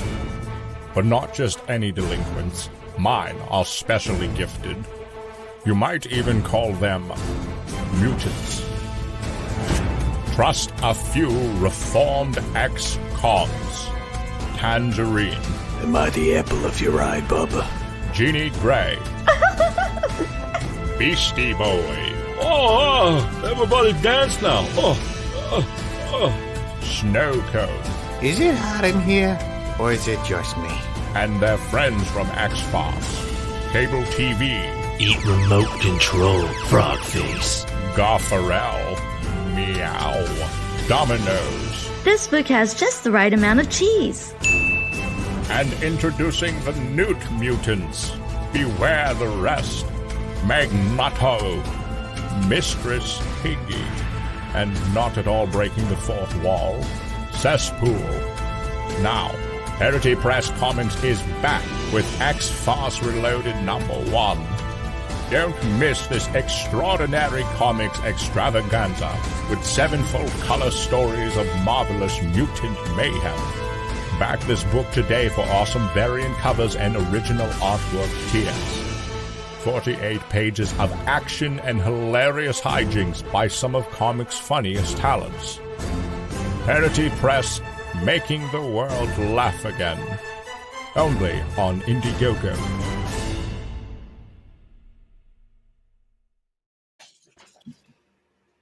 Hey, buddy. Hey, are you still here? Yeah, Go home, everyone. You still here? I was waiting until the thing went out so that way I could say goodnight. All right. Thanks, Bill. All yeah, right, my buddy. wife is saying I need to go upstairs and eat some dinner.